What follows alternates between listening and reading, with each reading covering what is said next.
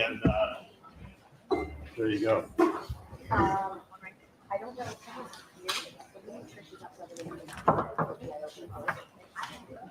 Oh, okay. You guys speak now.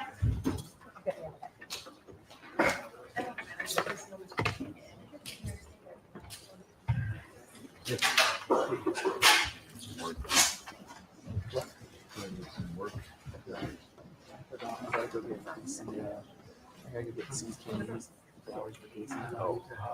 Stuff that everyone's board they took record. It's because I know she's a fair more, but it's also my sister, so yeah, or something. So you know.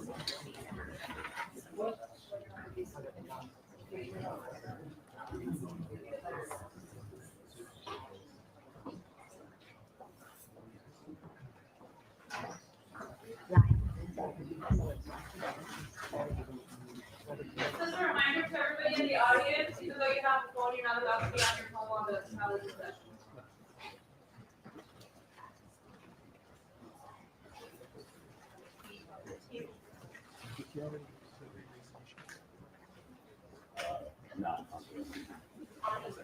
All right. Folks, are you ready for your Yes, John, it's on the elevator. All right.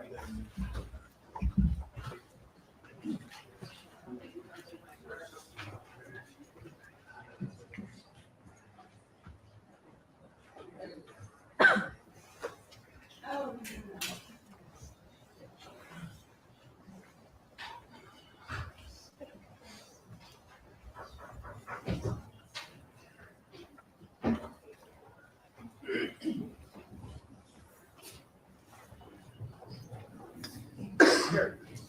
Come on. I'm trying to get ahead. I know. I'm used to people not paying attention. You know what? Something happened this morning and blacked out. All right, what's that second picture? Yeah, sure. All right.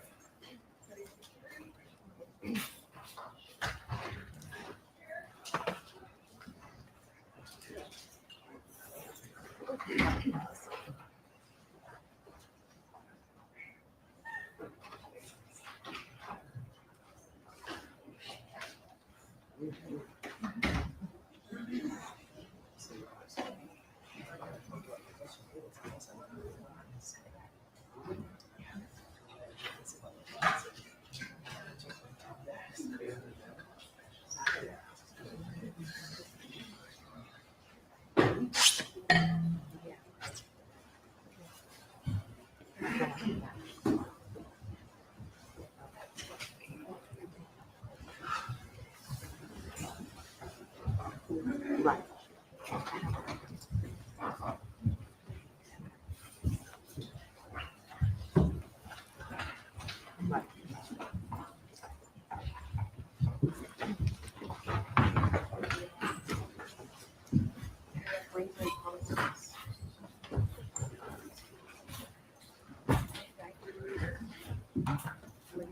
All right, we are back on the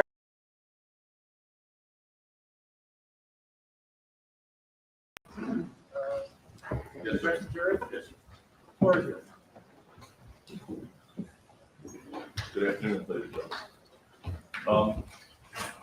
The defendant, Rakim Mayers, now has, and he's afforded an opportunity to argue the case, if you will. I'm not going to argue to you, ladies and gentlemen. What I'm going to do is try and discuss reasonable inferences that we believe can be drawn from the evidence. What I'm going to do is something a little different. I'm going to cede the floor to the transcripts in this case, the testimony. So it's not in dispute, what I'm going to say. Ultimately, what will determine the facts and what's going to be important is you. And we can all live with that. You're empowered to do justice here. This is the great system of ours that works. And I'd like to, first and foremost, I'd like to commend and compliment Mr. Perjury on what I thought was a fine argument this morning. I don't agree with much of anything he had to say, but I did listen intently, and I hope you'll do the same with me. There's a few things on what he said, though, I do have to just address immediately. And during his argument, because I didn't object, doesn't mean I agreed. I didn't object once. I thought there were some misstatements of facts, I'll deal with that. But I'm not afraid of anything that was said, or anything he had to say. I didn't want to interrupt him, I didn't want to object, I wanted you to hear where the arguments are. Let's see if they give me that same courtesy. He did, during his 2+ hours first summation, because they get 2 summations, you'll hear about that later. He didn't once mention the fact that their only witness in this case committed perjury again and again and again and again in this court. That wasn't mentioned once, not even dealt with. That's an important issue in this case, as you're going to see, because the case does rise and fall in his credibility, without question, without question. Detective Flores, their case detective, testified, and we'll put up this testimony in a bit, that without really the 2 videos and the sounds, there's no evidence of a shooting. Could be, could not be. That's certainly not proof beyond a reasonable doubt. So Relly's testimony is in fact everything. And Mr. Presolnik seemed very worried about what I'm going to say about Mr. Efron and his credibility. He understands that that case rises and falls with him. And he spent a lot of time anticipating what I'm going to say about him. One thing he said I would do, but I promise you I won't, is I'm not going to go through every inconsistency of Mr. Efron. We'd be here until Christmas. I'm not going to do that. I'm going to go through the major lies he told, the admissions of perjury, the important facts that he told you that turned out to be lies. I'm not going to worry about some inconsistency he told about some statement he made 2 years ago or 3 years ago. We would be here literally for days on end, and I'm not going to do that. Mr. Presolnik said there's no evidence of a profit in this case. Again, we'll get to all this. There's definitely a lot less evidence of a real gun in this case than a profit. The facts scream out that it's impossible for what he had that night to be a real gun. The DA spent much of that argument, 2 hours and 15 minutes or so, repeating himself, repeating the same arguments again and again, sometimes in sarcastic tone, because the evidence isn't there. Look, together, hopefully, these discussions that we're going to have are going to be helpful in trying to arrive at a decision in this case, where you don't compromise, where you don't do violence to your conscience, where you do the right thing. And you're the ones who are empowered to determine what, in fact, is the right thing. It's you. Let me ask you a question. Have you ever in your life been falsely accused of it? Ever been falsely accused of it? Have you ever had to sit there and take quick watch proceedings or watch how it played out and wait and wait and wait, knowing that you're innocent, knowing that you didn't do it? All you can do during such a process is maintain your dignity. Isn't that right? All you can do is maintain your dignity. Knowing that you're innocent, but maintaining your dignity and remembering always that you're left in a crisis because you're conduct during it. That's another reason why I am so proud to represent Rocky. He's a man who's maintained his innocence from day one, 3.5+ years ago, who's conducted himself with dignity throughout these proceedings from day one. I started off telling you about this case was all about my first line out of the bat in the opening statement, seems like 1.5 years ago, was that this case was about Relly's jealousy, lies, and greed. I said that you'd see the kind of person he was in this courtroom, an angry, pathological liar. That he, and he alone, is the source of all the evidence that they are relying on. And this case would rise and fall on his credibility. You take him out of the picture, there is no case. And as I promised, Relly showed you who he truly was when it came time for cross-examination. He's a man who told you without hesitation, I can tell people whatever I want. He said that, actually, to you.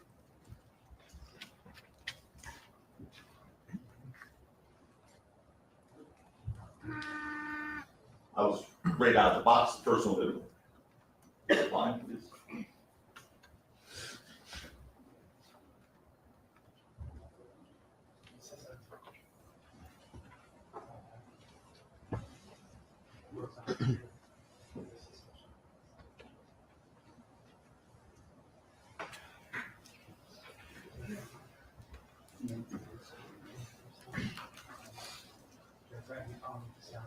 You want the audio visual, please, Alex, come mark this. I'm gonna, I don't wanna, That's fine. yeah, We have an audio visual person in the court, we'll have them come up. Go ahead. but, Sure. please, what's that? It works on the computer. Okay, what you would have heard, what you may see one day, hopefully after Mark comes up to save us once again, is him literally saying to you, I can tell people whatever I want. He's their witness, who you're being asked to believe beyond a reasonable doubt. I can tell people whatever I want. He's a man who literally gave 4 different answers to one question. 4 answers, one question. He said, yes, no, I don't recall, I don't know, in one question. That was a first for me. Been doing this for a bit. That was the first for me. 4 answers, one question. Yes, no, I don't recall. I don't know. He's a man who committed perjury before your eyes over and over again. A man who snapped, cursed, threw a water bottle while he was testifying, cursed in his courtroom. Threw a water bottle out of anger while testifying in the light of court with the judge, with the jury, with these terrific sheriff's deputies and bailiffs. That's how you had to hear. Imagine what he's capable of in the dark of night. If he doesn't think anyone's watching. The evidence in this case has shown you that this case indeed rises on his credibility or falls on his credibility. And it is fallen hard. Before we start, I do want to thank you all. It's right to thank you all for your commitment and sacrifice in this case. It's not been an easy case. It's been a long, long case. It's been odd that not one of you ever been late. I've been another first for me. Been doing this for a while, both as a prosecutor and defense attorney. Not once have we been waiting for a juror. So your commitment and your sacrifice is extraordinary, especially in a 4-week trial. So we both sides thank you for that. I know that. But this is what this is about. This is why we love what we do. That's why I love what I do. It's an opportunity to come before people who are from the community, who are the conscience of the community, because you are the conscience of this community. And when I say community, I mean you represent the community of Los Angeles. Every part of the community, parts that are represented here, and parts that aren't represented here, Compton, Englewood. You represent all parts of this community. You set the standards, you tell us what's right and what's wrong with your work. Use your common sense to do that. And ladies and gentlemen, your work goes far beyond these courtroom doors. The evidence isn't there in this case. It's not even close. Again, appreciate Mr. Bresloman's argument, but we're going to dissect the evidence now. Apart from Relly's testimony, the prosecution, just his testimony, I'm not talking about his physical evidence, he said, apart from his testimony, the prosecution's evidence consists of videos, shell casings, and knuckle scrapes. And I don't know what else to call them but knuckle scrapes. I know they said, oh, he's going to call them knuckle scrapes. What do I want to call them? Bullet wounds? I mean, they're knuckle scrapes. Videos don't prove that case, they prove the opposite. Relly was the aggressor in both videos, and we'll show you those, and we'll show you them slowly. The shell casing is not, sorry. Mark says it's set up right, but he needs to. Yeah, I'll stop for a second. You want to try it? Let's try it. Thanks. Go ahead. You need back here or over here? Yeah, right.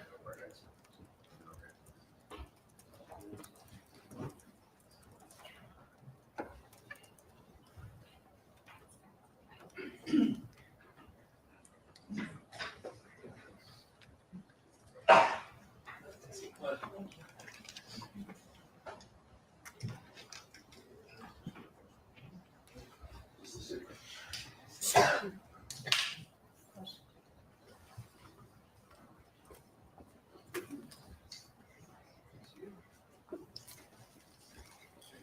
telling you, Thank you. You want to hang around for a little bit, or? I know, right?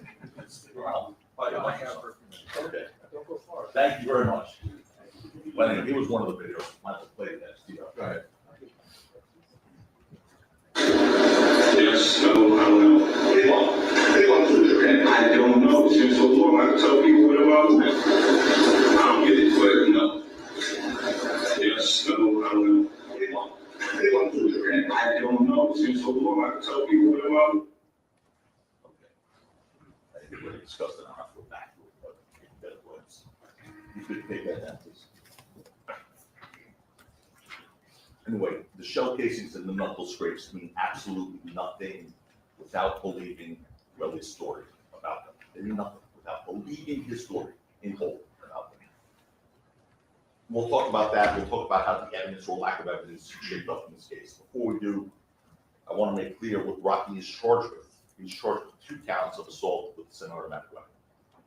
One for the altercation by the parking garage on Argyle Avenue. The other for the altercation Piece Del Mar, that fuzzy video that you received.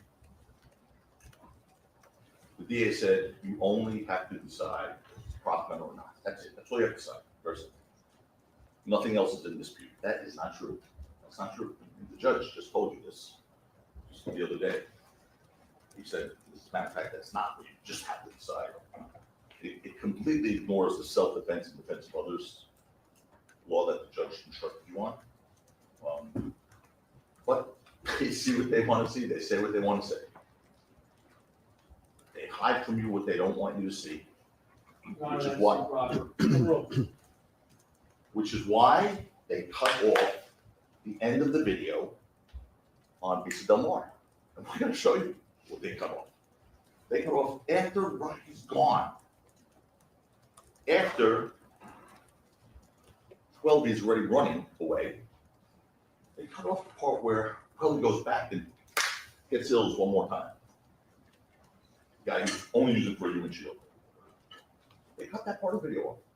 We did. We'll show you. The judge will instruct you, each of those charges requires the prosecution to prove beyond a reasonable doubt, another term I didn't hear much, 2 hours plus summation is the result. Beyond a reasonable doubt that Rocky possessed a real operable semi-automatic firearm and that Rocky did not act in self-defense or defense of another. Beyond a reasonable doubt. And the evidence just isn't there. It's not even close in this case, guys. It's not even close. I'm here to gain respect for the undeniable fact that even now as we sit here, Rocky Mayers is presumed innocent. He's presumed innocent as we sit here now. I'm here to point out the numerous reasonable doubts that lurk in the evidence in this case. Because folks, please remember, the judge didn't tell you, he did already have some charges. All you need is one. All you need is one. I submit to you, there are hundreds of reasonable doubts in this, hundreds. You just need one. And the case is over. We have this idea of a reasonable doubt. It's not what we do in our daily lives on the street when we talk to our friends or analyzing whether our kids have been truthful or friends have been truthful. But it's something that's really important in this setting, in the courtroom, because it seems as a country that it has served us very, very well.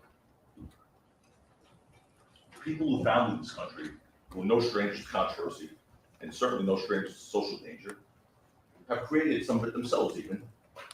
They knew that the surest and best way to guarantee the liberty of citizens was to make sure that if the government brought charges against one of its citizens, they had to prove. And if there was a doubt based on reason, there was a reasonable doubt, there had to be an acquittal. Had to be. What a reasonable doubt isn't, the judge said this to you in the beginning, like, again, 4 weeks ago, whenever that was. What a reasonable doubt isn't It isn't, he may have committed the crime. It isn't, he probably committed the crime. It is, I'm almost certain he committed the crime. That doesn't carry it. I have no reason to doubt he committed the crime. What was proven beyond a reasonable doubt in this case? Terrell Efron is a compulsive liar and perjurer. That was proven beyond a reasonable doubt. He lies without remorse. Folks, he even bragged to you about committing perjury. He literally did, and you're going to see it. As long as Mark is close by, the video works, you're going to see him literally bragging about committing perjury to you. You know, this reasonable doubt, proof beyond a reasonable doubt, you're going to hear me talk about it again. But the prosecution told you just now, Mr. Rosalmo said, that the defense story is impossible. They have to prove that beyond a reasonable doubt. You can't just say it. They have to prove that beyond a reasonable doubt. They have not met their burden here, not even close, because they can't. It's a very heavy burden, and they've not come close. That's why they resort to making excuses, playing games, relying on possibilities, which is really funny, because you were all here for jury selection, because you wouldn't be here if you weren't here for jury selection. See how smart I am? You were all here when Mr. Lewin in jury selection said, we'll never ask you to look at what's possible in this case. Remember that was like the closing remark in jury selection? We'll never ask you to look at what's possible. He said that. Yet, as we walk through the evidence together, you'll see all the possibilities they presented. Starting with that first witness out of the gate, right at the jury selection, boom! First witness, Zizzo, right out of the gate. Is it possible you missed the shell casings? You have to say, you never say anything about the word possible. You won't be asked what's possible in this case. First witness out of the box, Officer Zizzo, was asked, is it possible you missed the shell casings? Possible is not proof beyond reasonable doubt, nor are excuses. Why were there no fingerprints on those shell casings that really claimed to have found that night? Remember what Detective Flores said about that? Excuses. Well, you know, if it rained, if there was water, if there were cars, if there was wind. We'll go past that. We'll review the evidence together, and you'll see that their excuses for not having proof really start stacking up. And in face of only possibilities and excuses, they resorted to playing games in an effort to win at all costs. And it's not about justice. It was it's about winning. Plain and simple. No, that's the And they played games in this case that should offend you. I'm not just saying it, I'm going to take you through.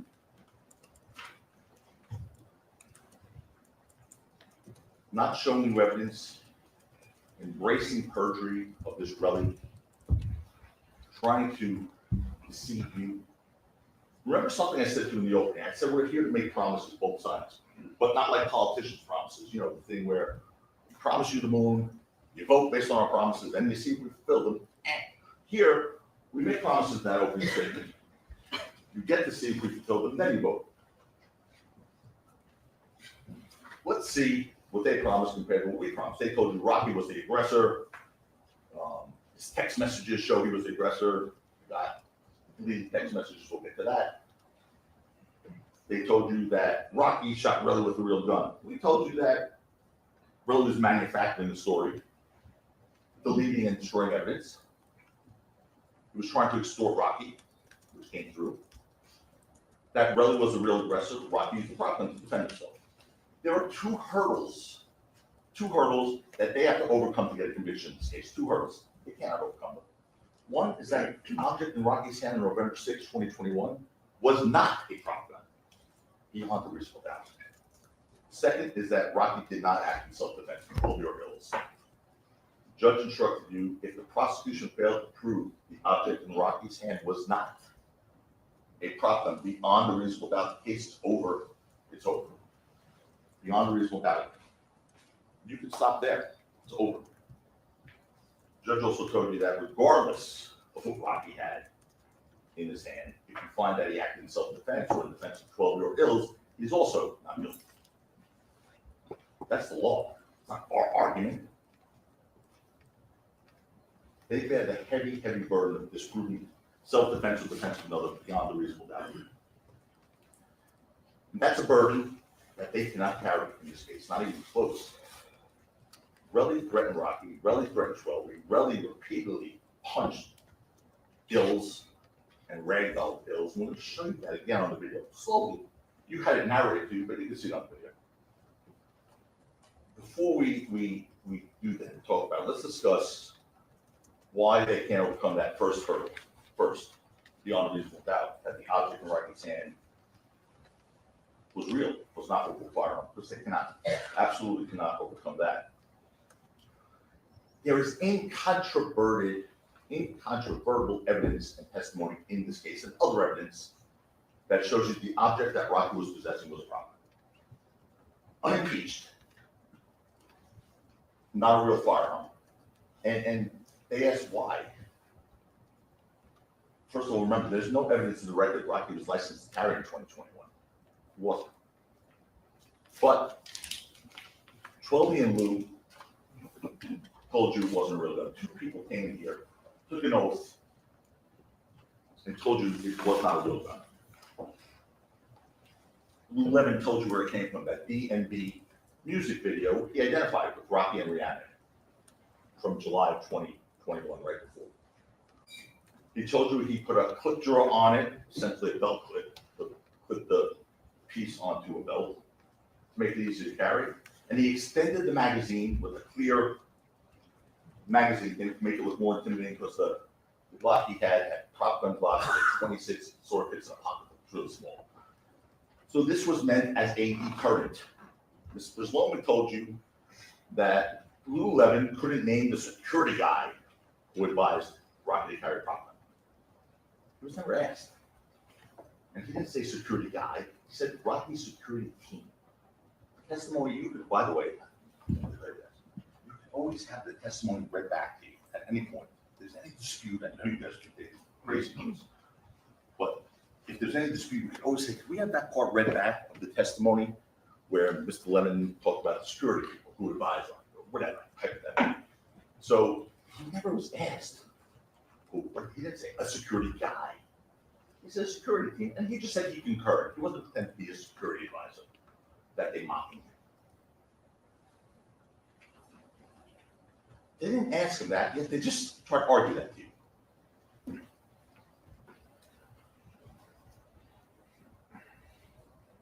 Mr. Levin also told you that the prop gun didn't serve its intended purpose on November 6th, obviously, 2021. And Rocky gave it back to him, and he gave it back to this co-director from the DMV video when he went to New York next. He didn't remember if it was December, January, or whatever. By the way, we didn't bring in a picture of the DMV video. Everyone took the burden of proof here, folks. They have the burden. The DMV videos were all to see. It's out there. They could have, if they wanted to, subpoenaed it. They could have burned it in, took it on YouTube. They didn't do that. They didn't want you to see that video. Lou Levin told you he asked the co-director, this guy Haji, where the prop gun went. He did call him back after 5 months later when Rocky was eventually charged and then sued. And Haji, this prop gun guy, the director, co-director, said he didn't know that. He explained he had a studio, a big studio in common with other directors of these videos and films and whatnot. And he said it was a common space that had cameras, lighting equipment, prop equipment, and everything else that was barred and exchanged and whatnot between a bunch of people. That's uncontroverted testimony. And it was gone. The guy Haji couldn't find it. Don't think Lou didn't try. He did. The guy Haji said it was gone.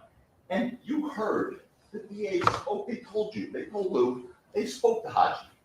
They recorded it. They told you. And you know, if Haji said anything inconsistent with what Lou said, you're going to hear that thing. Your Honor, we found out about it that day. It's improper. There are no speaking objections. There Improper. are no speaking objections. I told you that. You will have an opportunity in your rebuttal argument. Objection, improper argument. Overruled. Because it thinks it says loud people, it's gonna get sustained. Objection, improper Sustained, argument. that is sustained. Don't do that, Mr. Tank. Anyway, you were hurt. You know, they knew about the 11 prosecution before this trial started. They knew before this trial started, he said that the prop gun came from a music video that could have looked like, and they could have looked prop houses, the music video, whatever else. They could have done it too. But they didn't say, oh, we didn't do it. Again, you have absolutely no burden to do anything. We did provide live witness testimony to be cross-examined. It wasn't a surprise to them.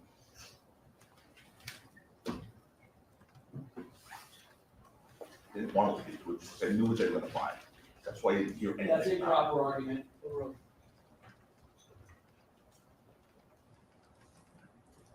Relly's words and actions on November 6, 2021 show you it wasn't the real gun. His words and actions show you. All the prosecution's objective evidence in this case, everything that doesn't come from Relly shows you this was not a real gun. Common sense also shows you it was not a real gun. On that last point, the prosecution would have you believe that Rocky, you saw that video, shot a real gun at his friend Ills, who was right there. I mean, Ills was right there. According to them, he shot the gun, a real gun, at his friend Ills. That makes no sense. You saw the video. The second shot, Ills was right there. There's no way, even if that was a real gun, that Ills wasn't going to hit. That was real. There was no way. DA then said, well, you know, why? Why would he get rid of the prop gun? He said, we haven't explained that. I think we did. I think Lou Levin explained that pretty well, pretty clearly.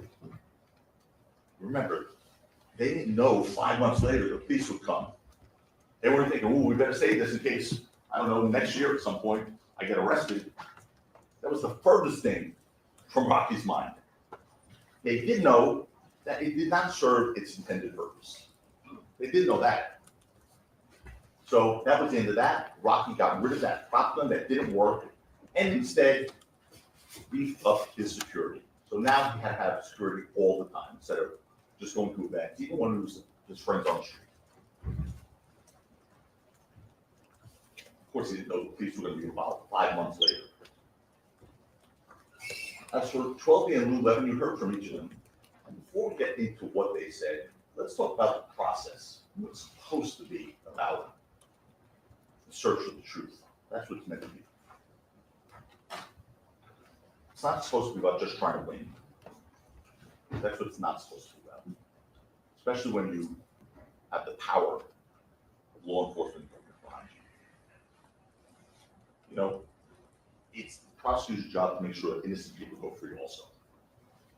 And it makes sense that all the witnesses come to your attention. All the witnesses come to your attention, as we had to do in this case.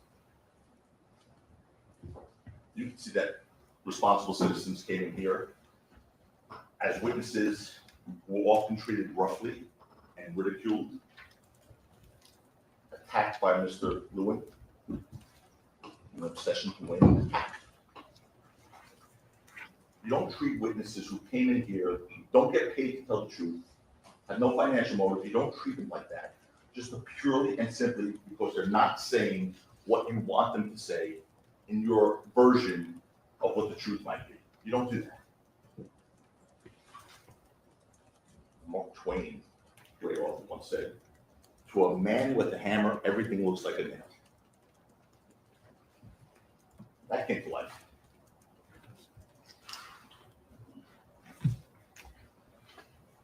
Prosecution embraced Relly in this case, though. Embraced it. He didn't even once mention to you all, okay, he perjured himself before you guys many times. Called things fake that weren't fake. lied to your faces. That wasn't even mentioned this morning. They defend him despite his despicable acts and his despicable conduct. And with all witnesses, Mr. Lou interrogated them like they were serial killers. And I mean Twelby and Lou Levin. They were the polar opposites of Levin in every way. How they conducted themselves, how they answered questions. They weren't argumentative. They weren't disrespectful. They were compliant and they were responsive to both sides. To both sides. Compare those human beings to what you saw the week before that. They weren't belligerent. They didn't throw water bottles. They didn't curse. I mean, Relly, who couldn't answer any question straight, admitted to lying. And when he didn't admit to lying, got impeached with prior inconsistent statements. I'm not going to go through them all. You know, when you know the truth and when you tell the truth, you don't have to rehearse the truth. You don't have to get your memory refreshed. You don't have to be reminded of the truth when you know the truth and tell the truth. You don't have to be coached on the truth by the prosecutors. You don't have to have someone telling you how to answer questions like Relly was told in this case. You always get the truth right when you tell the truth. All witnesses answered every question without incident, without problem. They were consistent. They didn't get tripped up once. There was not one inconsistency. So the response to that is, oh, they were coached very well. You're damned if you do, you're damned if you don't, I guess. Because if they had been caught up and tripped up and been inconsistent, and their truth was inconsistent, well then they're liars. Or they weren't consistent. But because they were so consistent and they didn't get impeached, they couldn't lay blow on them. Oh, they must have been coached. They were not coached, they were consistent because they were telling the truth. You saw that demeanor. They both told you, Lou and Twelby, both told you previously carried a problem for that 6-month period. Being the victim of acts of violence. And Rocky had it on November 6, 2021. And now Rocky's friends knew he had friends. They didn't announce it to the world. Of course, that would be stupid to say, you know, put a social media post out, carry a prop gun. In case you want to attack me, it's really only prop gun. No, Lou said, and Twelby said, it was an immediate group of friends. The prosecution peppered Twelby with questions about a summary of what he told us, the lawyers. As if that summary contained his prior sworn testimony or prior recorded statements, but it didn't. That's why the judge said it was irrelevant what Twelby saw in that document. That's an improper argument. Read that. That's why the judge said it's irrelevant what Twelby saw in that summary document. Irrelevant. That is an improper argument. Instead, the summary was simply something that lawyers have to provide as procedural discovery in this case. Look, when I hear this, they're going to try and pretend like we just came up with this prop gun defense. Rocky has been saying that since day one. Here's the testimony of Detective Flores on this issue. Detective Flores was asked, was this something, when he was asked, because he was asked on direct about when did he first find out about the prop gun defense? And he said, there were no deposition in criminal cases with the question before. Then I said, all right. So basically, what you were being asked when we're talking about that, you just found out about this prop gun. What you're being asked are questions related to discovery disclosure in a criminal case, correct? And he said, yes. So Detective Flores, who's very honest, and I think he tried to do a good job here, told you what that was about. See, if you just listen to the direct in this case, it would make it sound like only 2 weeks ago, oh, there was a prop gun. It's been since day one for Rocky. Discovery in a criminal case is what he was being asked about. I mean, you also heard that it was revealed before jury selection, the day, I think, before jury selection, no, sorry, the day before opening statements, that we got a ballistics report from them that was done over a year before. The day before opening statements, after you guys were empowered. Okay. Whatever. You go crying and screaming. A year after they did it, that Florida said, we got it after you guys were empowered in 2025.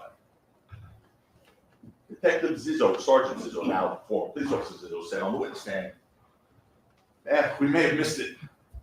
We didn't search the whole street. I said, really? Looking at his report, like, when did you say that for the first time? He said, today, this morning, we told him that the first time. Okay. I say, oh, they just came up with it. This is real life. This is a trial. This is what happens. Sometimes witnesses remember things later, sometimes they don't. But I'm not accusing anyone of perjuring themselves like police officers Zizzo, because he just remembered that today, 5 years later. You know?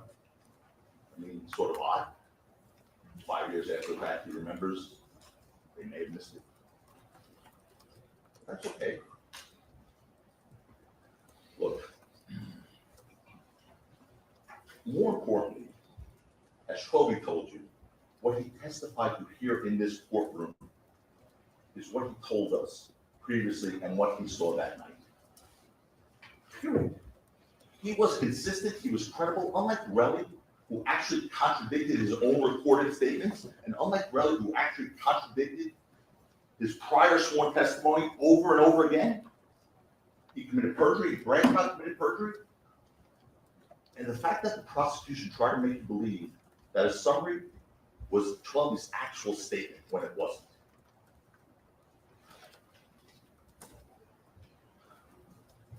It's a game. It's another example of a game.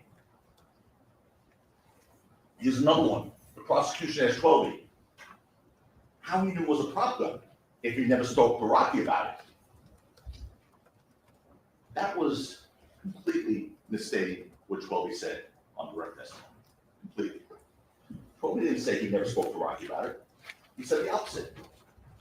He said they did speak about it prior to November 6, 2021, in September of 2021 in Harlem at that governor's ball thing, and after he first saw it at the DMV video. He said they spoke about it. But he was ripped apart. You never spoke to Rocky about that, you said. He didn't say that. What other games they play with Schwalbe? You heard this one. You heard Detective Flores tell you that before 2 weeks ago, neither he nor any member of law enforcement ever tried to reach out to Schwalbe. 2025. This event happened in 2021. Before 2 weeks ago, before January of 2025, neither he, the lead detective in this case, or any member of law enforcement tried to reach out to Schwalbe. They knew who he was, obviously. But that still didn't prevent Mr. Lewin from asking Schwalbe if before those last 2 weeks, didn't you get a message from us? Didn't you get a message from us? No, Mr. Lewin, you didn't get a message from me. Detective Flores already cleared that up pretty clearly. He didn't get a message from you. They knew he didn't contact Schwalbe. They knew he didn't try to contact Schwalbe before 2 weeks ago. But he asked him that question. Why don't you give a false impression? That somehow Schwalbe ignored a message? That somehow Schwalbe ignored a message? Oh, I'm sorry. Disparaging counsel. Yeah, there cannot be any disparaging, personal attacks. So it's not a personal attack. It's a question was asked that. Okay, Do not debate with me. Sorry. Without a ruling. Yep. The objection sustained. Go ahead. okay. Well, you heard the testimony. You saw what happened. You figure out what it was all about. But Schwalbe was asked, didn't you get a message from us in the past? When Detective Flores said, no, no one left him a message. No one tried to reach him. So I don't want to disparage anyone, but you just got to ask yourself, why was that question asked if it didn't happen?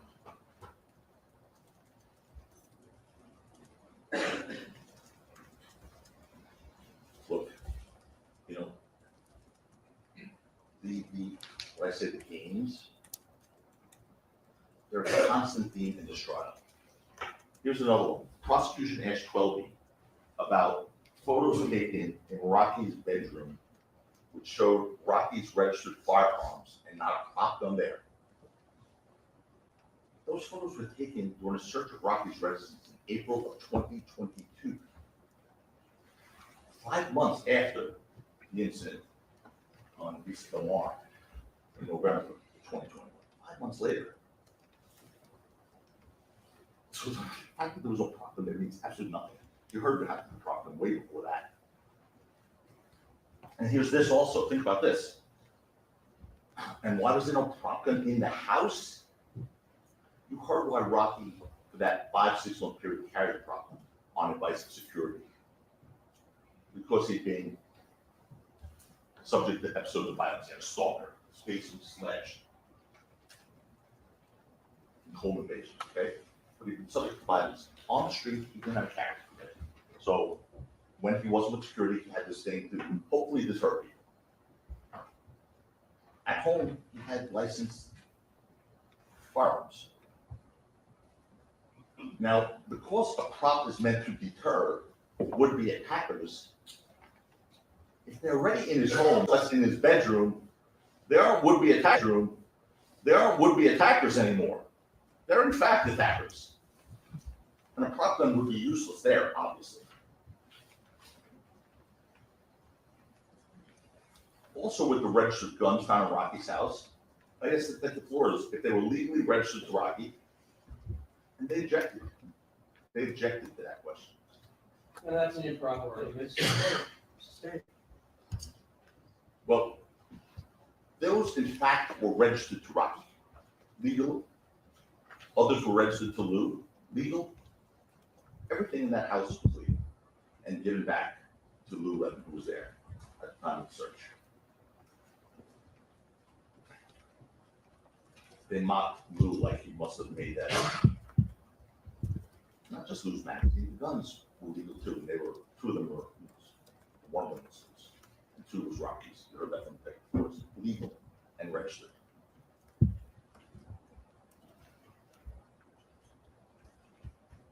Detective Flores made it clear that the weapons found in Rocky's home were legal. So there should have been no dispute over that at all.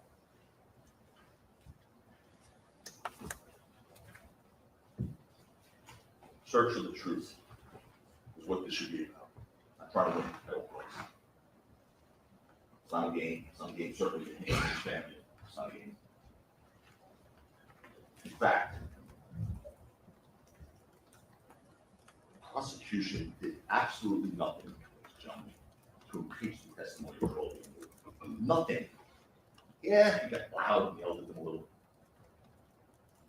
But saying liar, liar, pants on fire is not impeachment. You didn't move them off their story once. They were consistent.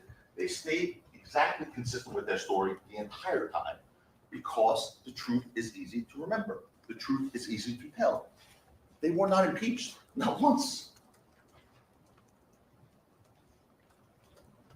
The fact of the matter is, by the way, it wasn't lack of trying.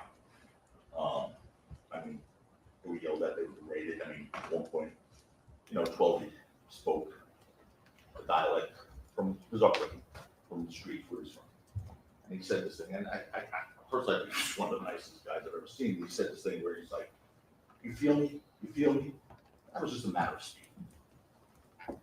But Mr. Lewin had to take that. Say, "No, I don't feel you. I don't know what you mean. I feel you. I can't feel you." Improper argument. No. Overall. No need to mock a witness who came in here and was compliant and respectful.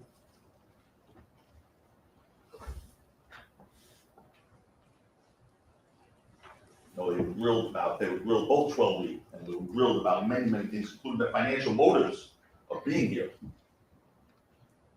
And again, they don't contradict their testimony. I mean, Mr. Preslomic this morning spent a lot of time in their testimony, not about their misstatements or their inconsistencies or contradictions or their impeachments, but just repeated their testimony, but in a sarcastic voice, as if that makes it not true. That's not proof. That's definitely not proof beyond reasonable doubt. So anyway, the financial motive that they were both crushed on in their cross-examinations, 12 and Lou. 12 said zero. He went zero from him. For Rocky, nothing. He's got his own career, actually, pretty well. Lou said he makes a portion of his salary from Rocky, and he does, and he loves Rocky. They both love Rocky. So no one's trying to pretend they're here as unbiased with us. They love him. But it's an interesting thing, though. They were so concerned about his financial, both of their financial motives. Not once did the prosecution take issue with the fact that their own witness, Relly, was here because of his financial motivation, and only his financial motivation. A $30 million financial motivation.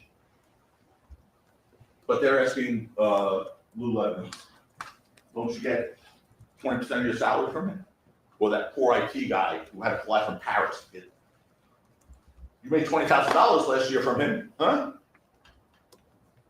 I mean, that guy's looking $30 million for that. Nothing straights. By the way, if Relly got his $30 million that he wanted, that he said repeatedly, they'd have no witness in this case, as you now know, because he'd be on island somewhere relaxing while they were searching for him. Instead, Relly wants to use law enforcement as a money collector, because he didn't care about the police. You heard him say that many times. And if he got his money, these guys go pound sand. They'll never find him. He's going to be on an island. And he told you how that process works. I didn't hear that thing. But talk about extraordinary bias that they just want you to ignore. They don't even mention that.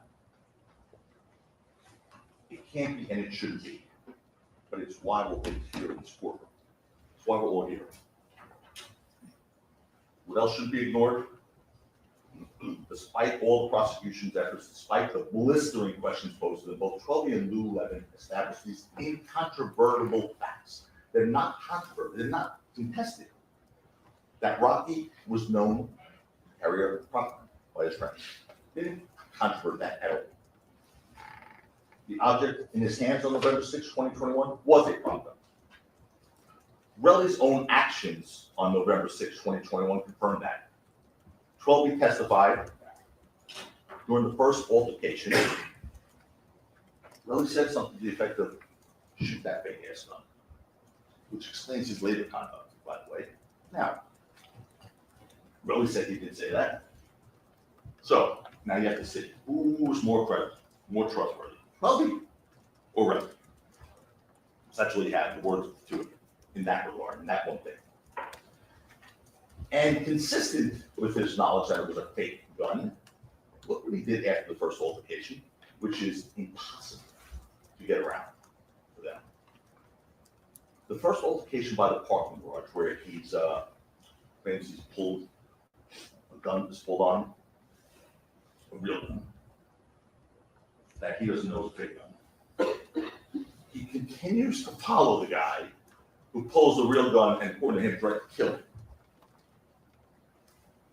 So think about that for a second. When you talk about a reasonable doubt or a doubt based on reason, think about that.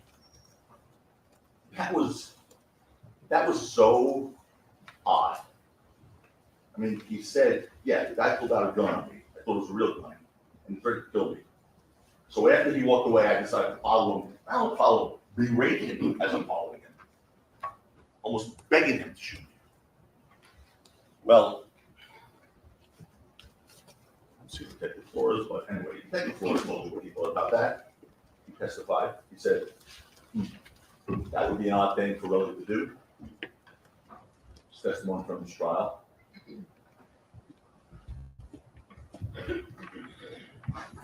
Mr. Efron, on December 2021, you asked him why he continued to follow Mr. Mayers if he knew he had a gun, right? Answer, yes, Detective Flores. Question, because according to you, you told him that would seem to be an odd thing to do, right? Or odd thing to do, I didn't say right. And Detective Flores said yes. Of course, it's an odd thing to do if you know it's a real gun. Not so much an odd thing to do if you think it's a fake gun or a pump gun. And of course, When Relly was questioned about why he would do that, about being an odd thing to do, his answer was, what Detective Flores questioned about it. Relly said, I don't know. That was his answer to Detective Flores early on when he questioned him. When you asked Mr. Efron why did he continue to follow Mr. Mayers after seeing the gun, what he said was he didn't know why. So Detective Flores, and he said correct. Detective Flores questioned him about it, and the best Relly could do at that point, he said, I don't know why I'm following the real gun. Obviously, I don't know was all Relly could say because he knew he couldn't tell the truth. That was a problem. He knew that. That alone is reasonable doubt. That is a reasonable doubt. Whew. That's it. Just need one. Just one. That's an improper statement of the law.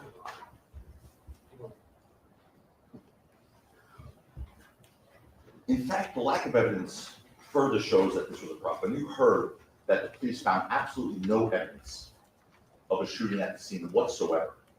Officer Zizzo told you that there was no sign of a shooting, there was no blood, no bullet holes, no shell casings, no physical evidence at all.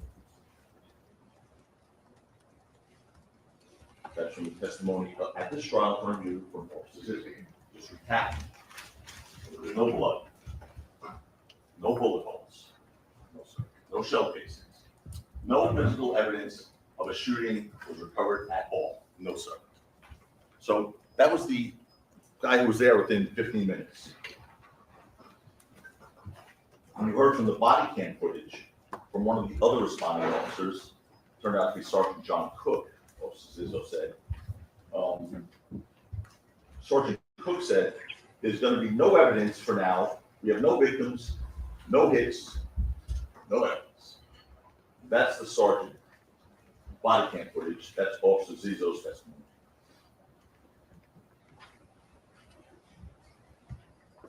Also captured on Sergeant Cook's body cam footage is him saying, as of now, or no victims as of now, unless it pops up in the hospital, it's probably just a warning shot. That's the testimony in front of you all in this trial.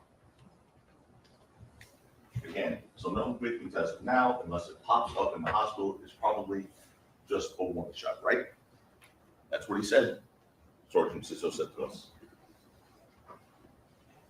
Well, Sergeant Cook was close. It was actually 2 warning shots from the problem. Ladies and gentlemen, the prosecution can prove otherwise beyond a reasonable doubt. They cannot. Beyond a reasonable doubt. Not without Relly being totally believable. Not without Relly being totally believable. And he is not worth it. I don't think I need to spend much time arguing that.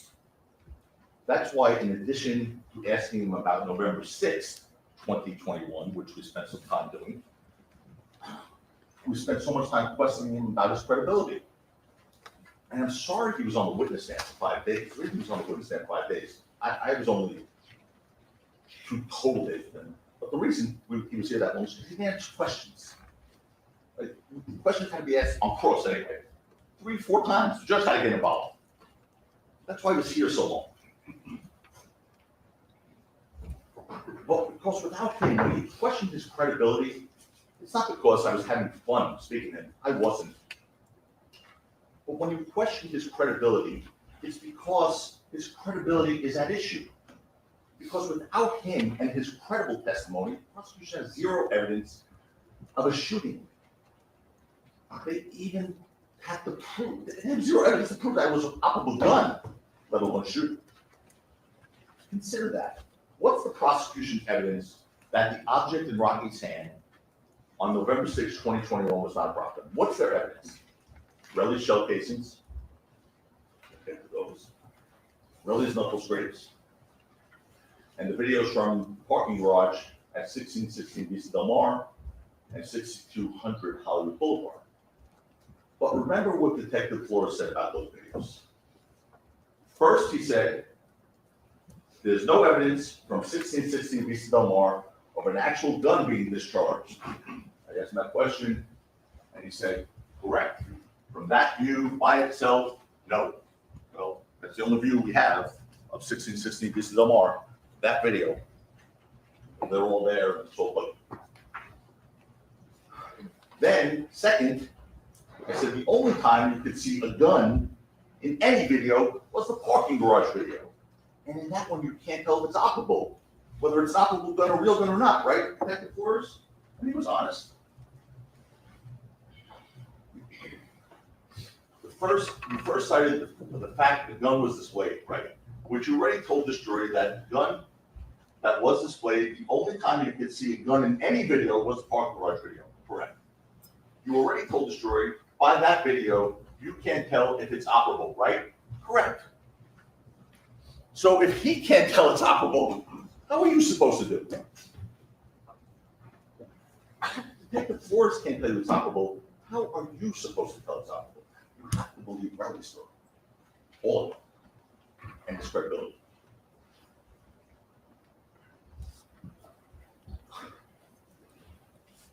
Then, third, what else to have?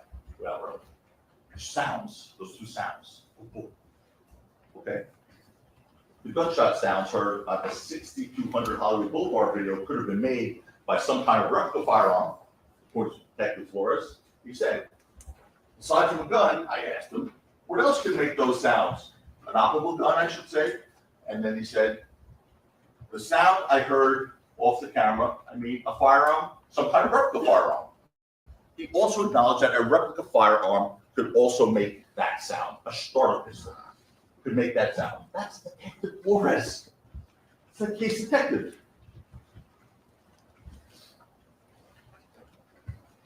Let that sink in for a moment, folks.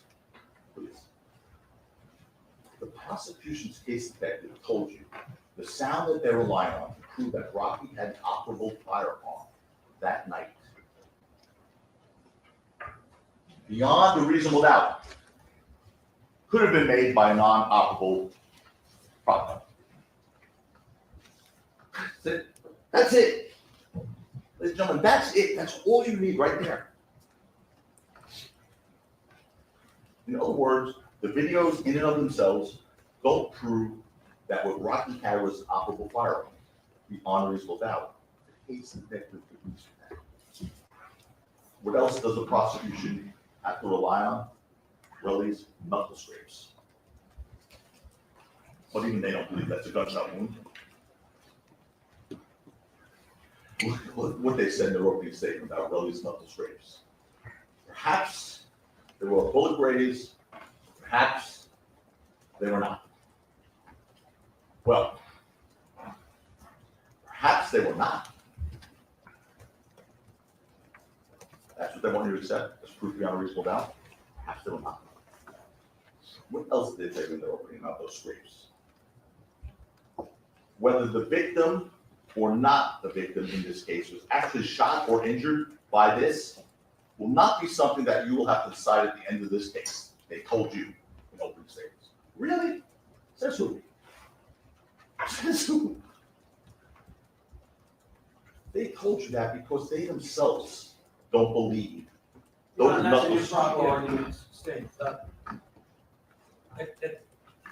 I've already read the jury instructions to you, and one of those jury instructions lists the elements of what assault with a semi-automatic pistol is. Each of those elements have to be proven beyond a reasonable doubt. What those elements are, that is the law in California, as to what an assault with a semi-automatic pistol is. One of the objections is actually to what said what the prosecution wants you to do. Overruled. That part's overruled. But anyway, regarding the law, this is not about an element of the law, ladies and gentlemen. It's about the credibility of the only witness in this case, the prosecution. That's what that argument was about. About the credibility. I mean, you have to. So whether it was a bullet shot or not, or a scrape from the floor, it does matter. It does matter. Of course, they don't want you to consider that. Because first, whether Relly was truthful about his injury goes to his credibility. Credibility, not about the elements of the law. It goes to his credibility, whether he's truthful about the nature of the injuries. And second, whether or not Relly was actually injured by a bullet is something important to consider in deciding whether Rocky had an operable firearm or a prop gun. Those are the two reasons I just brought that up to you. Those are the two reasons. So I disagree with you. You do have to consider whether he was hit by a bullet or not, because he said he was. At first, anyway. Because obviously a prop gun can't cause that injury.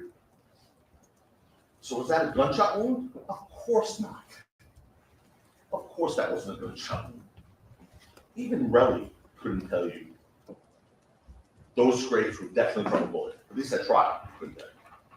Look at his testimony when discussing whether he was grazed by a bullet.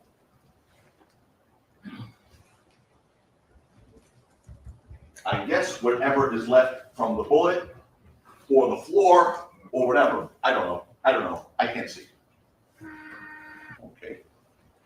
So it's either what was left from the bullet or the floor. Well, I guess it could have been the floor. I don't know. I can't see. It's not what he said in his lawsuit. He said the shot.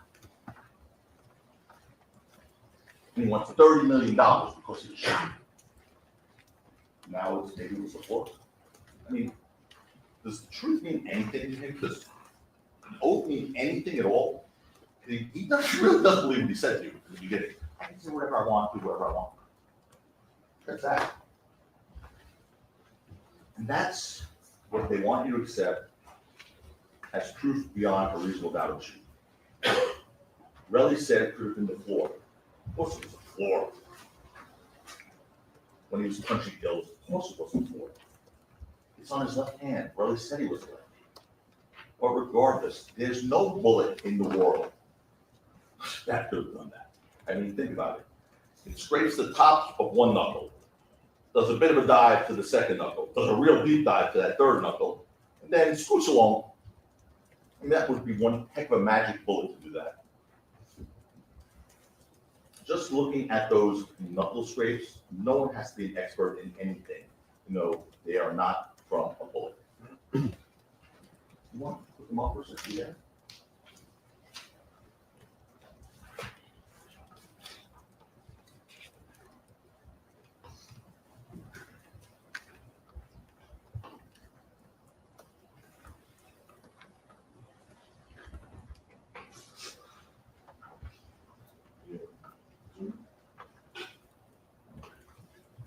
Boy.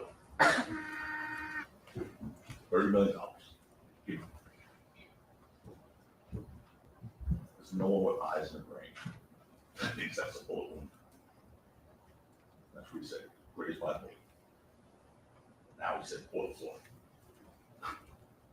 Bullet floor.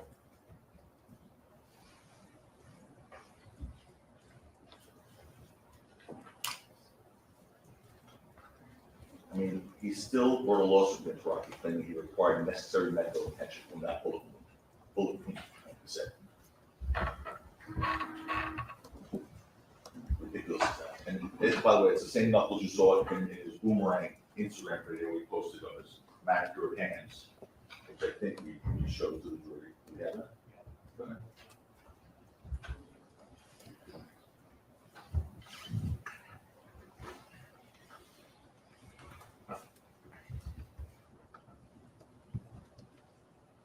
That's a permanent injury that only $30 million would take care of.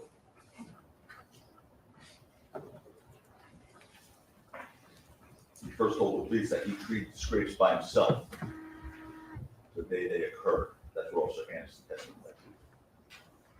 But then days later, after traveling all the way back to New York, cross country, he first went to a hospital in New York for medical treatment. Here, he said, because he doesn't trust anything that in Los Angeles. Why did he go to the hospital in New York? Not because he required medical treatment for those scrapes, but because the detective on November 9th, 2021, told him during an interview that he needs to get treated because this is the type of case this is. This is Detective Fuller's testimony. Her statement, Detective Manfred, was that he needs to go to get medical treatment because of the type of case that this is, correct? I believe that's correct. So a detective is telling him on November 9th, you need to go to a hospital, get treated because of the type of case that this is. Normally, tell someone to go to the hospital because they need medical attention, not the manufacturer of thing in a case. That is offensive, and it should be offensive to you because of the type of cases that you can go to the hospital. Make it look like you require a hospital visit. You know, it's bad enough that the prosecution main, and I say only witness, manufactured evidence in this case. You don't need to manufacture a hospital visit. But he did just that with the shell casings also, manufactured evidence in this case. The only evidence they presented trying to establish that Rocky had an operable firearm.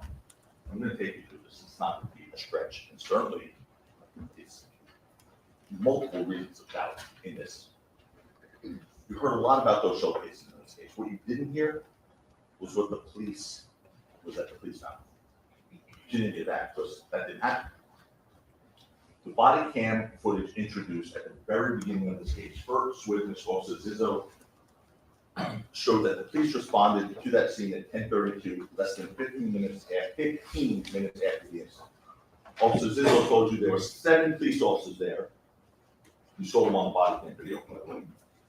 You saw, Officer Zizzo told you, 7 officers were searching the scene for any signs of a shooting with flashlights. Those big police searchlights. For how long? Detective Flores told you, about 20 minutes they were there for searching. That's 7 minutes, 7 officers times 20 minutes.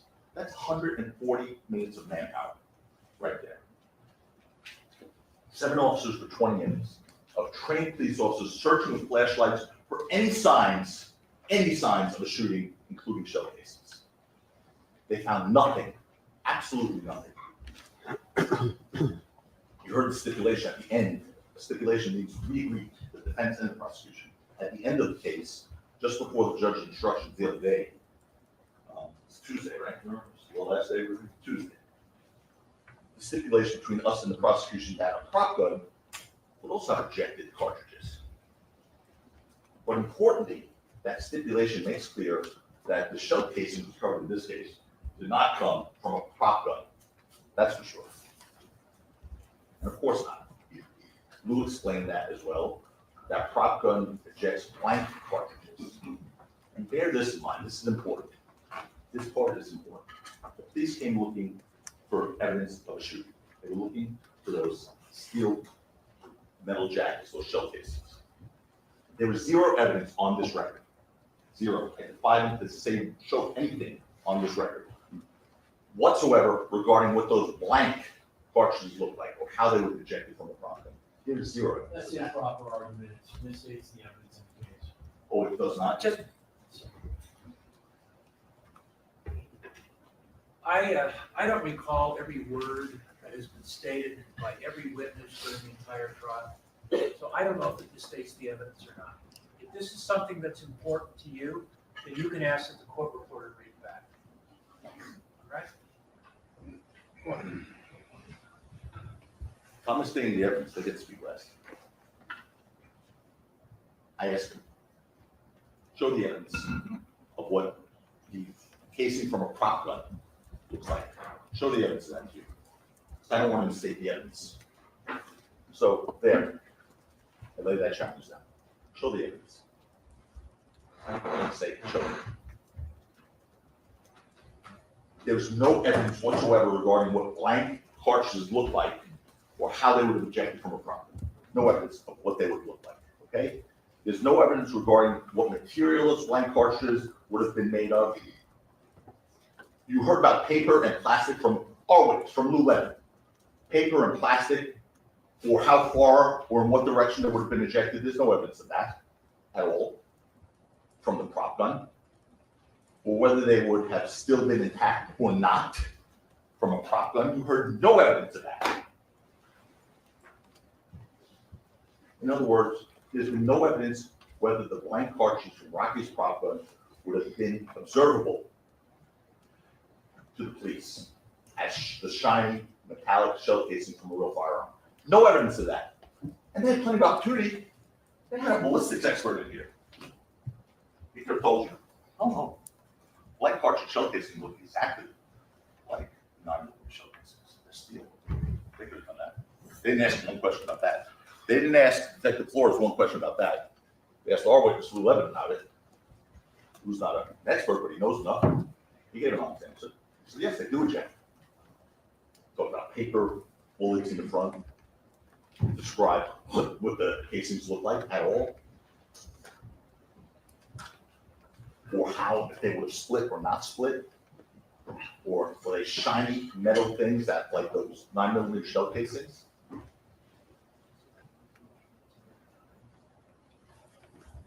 In any event, the police found nothing, no evidence of a shooting whatsoever, no bullet holes, no blood, no damage to any one of those cars, which would have almost been impossible.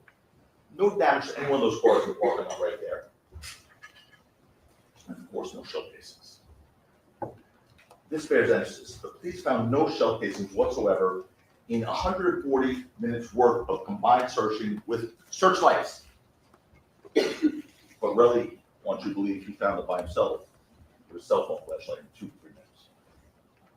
An hour and a half later. Flies in the face of common sense, defies reason. And what does the prosecution do to try and get around that devastating fact in their case? They suggest that the police didn't know where to look. They actually asked, was it possible to use the shell casings? As you sit here, can you say to a certain, yes, that's them questioning their witness. Can you say to a certainty that there was not a fired cartridge case in that street on Vista Del Mar? Answer, I can't say. I may have missed something. It's possible.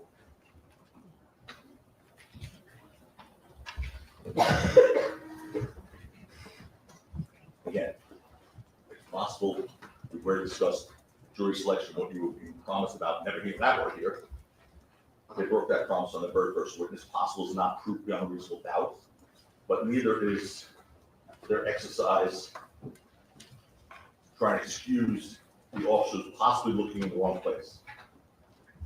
Possibly looking in the wrong place. They actually told you in their opening statement that the officers didn't know exactly where to look. They said that to you in their opening statement. They didn't know exactly where to look. But the one problem with that excuse is there's a video. There's a video and body cam footage that show the police in the location exactly where to look. Exactly where to look. Here's the side-by-side images.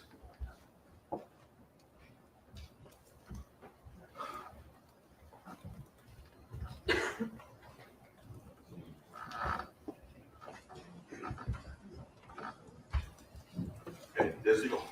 Right, jump up here on. Hold on. Did everyone see my blocking? Okay, so here's the officer searching. Yeah. There's that orange wall I keep saying. This is where it will happen, right here, right here. And they're searching right there with these flashlights. Now there's this person who really first swore was him. He swore was him at 11:09, and then said it wasn't him, but it was him first. But some news coming back here at 11:09, right across that orange wall where they're searching. Anyway, you also know this is where the tussling happened and the prop gun was shot. Do we have a shot of from the video where that was? Or you have to do that? Yes. We'll do that later. But anyway, you remember the wall here, and we'll show it's near the corner of Vista Del Mar and Selma. And this is where at one point you saw 12 run into. What happened right here? They're looking in the exact right spot. But we didn't know where to look. They just said that they went over. They had those videos. They're videos.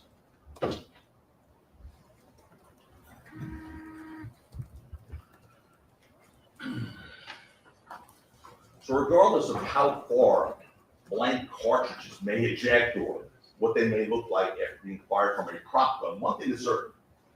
The police searched that exact same location that Relly said he was at on that video when he returned to the scene, or now he didn't return to the scene because now there's no evidence that he returned to the scene at all.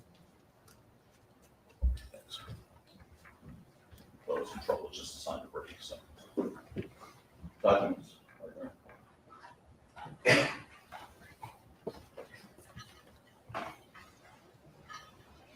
Anyway, it's the same exact location. I don't know why they said the community mistake. They didn't know what location looked like. They were there. They got lucky because they hit the exact spot where Relly Rocking Hills could be seen at the moment of the shot. Police didn't find Relly shell casings. Impossible for them to miss that. 7 officers, 20 minutes, searchlights. Impossible. Those were not there 15 minutes after this event. They were not there. So what does the prosecution do? And Relly then, what does he do? They change their story and say now, maybe that wasn't actually Relly on video after all. They did it right here in front of you. That was all right in front of you in 2025. Because part of his testimony, and I wasn't even involved yet, that was all Mr. Brzlovic, he said, yes, that's me, 1109 guy. That's me, yes. And this was all, you sure? I'm sure. Well, you know, weren't you wearing a black hoodie before and that looks like a white hoodie? Yeah, I probably went and changed. So it was only had to impeach his own witness. And you'll see what happens. Once again, they say possibly, there was possibly additional. So the solution to that now, being him now, because he swore he came back. So I asked Detective Flores, was this guys? Oh, this is Relly's testimony. Okay. Right, that's where he said, yeah, that's me. Okay, but I just said all that to you, but there is in the transcript, just in case I thought I was just picking that up at a whole cloth. I said, yeah, I'm sure.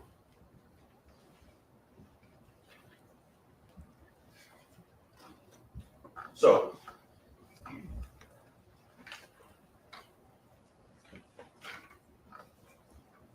they said, just to you just now, shocked a little bit by this one, I was shocked by this one, that I made a mistake to you in my opening by saying that was Relly. I made a mistake to you. Relly swore on the oath it was him to you. But I made a mistake in my opening. He swore to you under oath it was him until he changed. Until they impeached their witness and got him to change his testimony. That, oh no, it wasn't me. In fact, that same person in that video was there between 11:09 and 11:11, which is about 2 minutes, the same length of time Relly said he had returned to the scene for. You also heard Detective Flores talk about that. And he told you that the time of 11:11, when the person in the video enters, is consistent when Relly told the police he returned to the scene. Of course, there were multiple problems with that story. First, he said that his girlfriend, Lydia Parker, was with him at the time he supposedly searched the area and recovered those shell casings. You know the videos didn't show you that. Not that video. What other problem does the prosecution have with Relly's story about picking up shell casings? The photos, which Relly claims he took at the scene, were timestamped on his phone. And they showed the photos were actually taken at 11:40, between 11:45 and 11:48 p.m. That's more than a half hour after he said he was there. Half hour after he said he was there. So, make no mistake about it, the prosecution realized they had a problem with their evidence here, a big problem. So despite that fact, they took the position for years that that guy who came back at 11:09 with Relly, returned to the scene in that video. And despite the fact that Relly told you at this trial he was sure it was him, the prosecution then impeached their own witness to get him to say, no, that wasn't me. And because Relly, let me see, hold on a second, I know you want to break.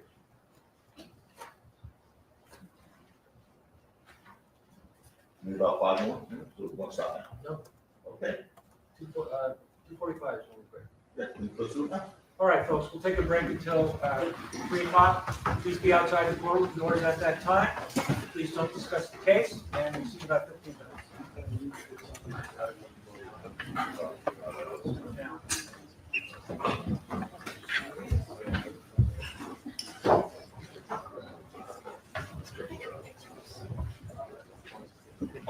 I'll go along.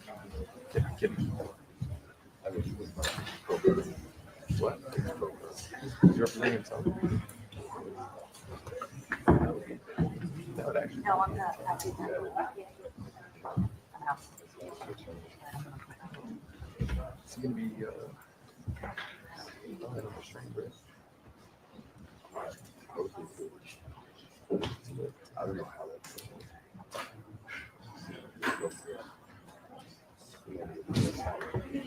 Is he? all right, here's a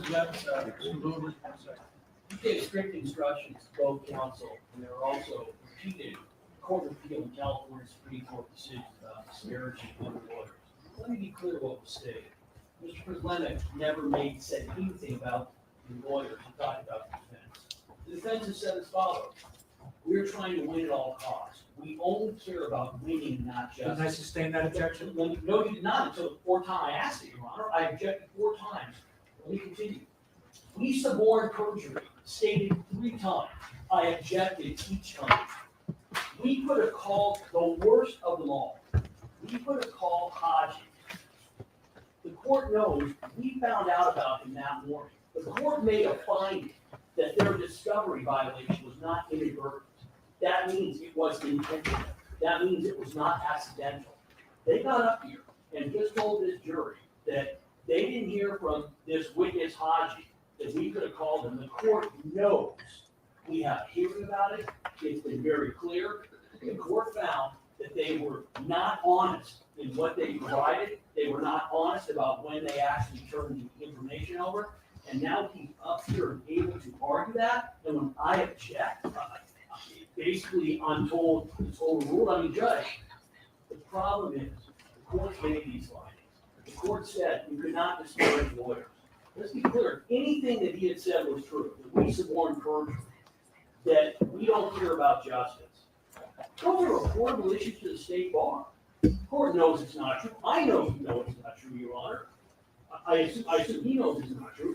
And then finally, he has repeatedly misstated the standard of reasonable doubt.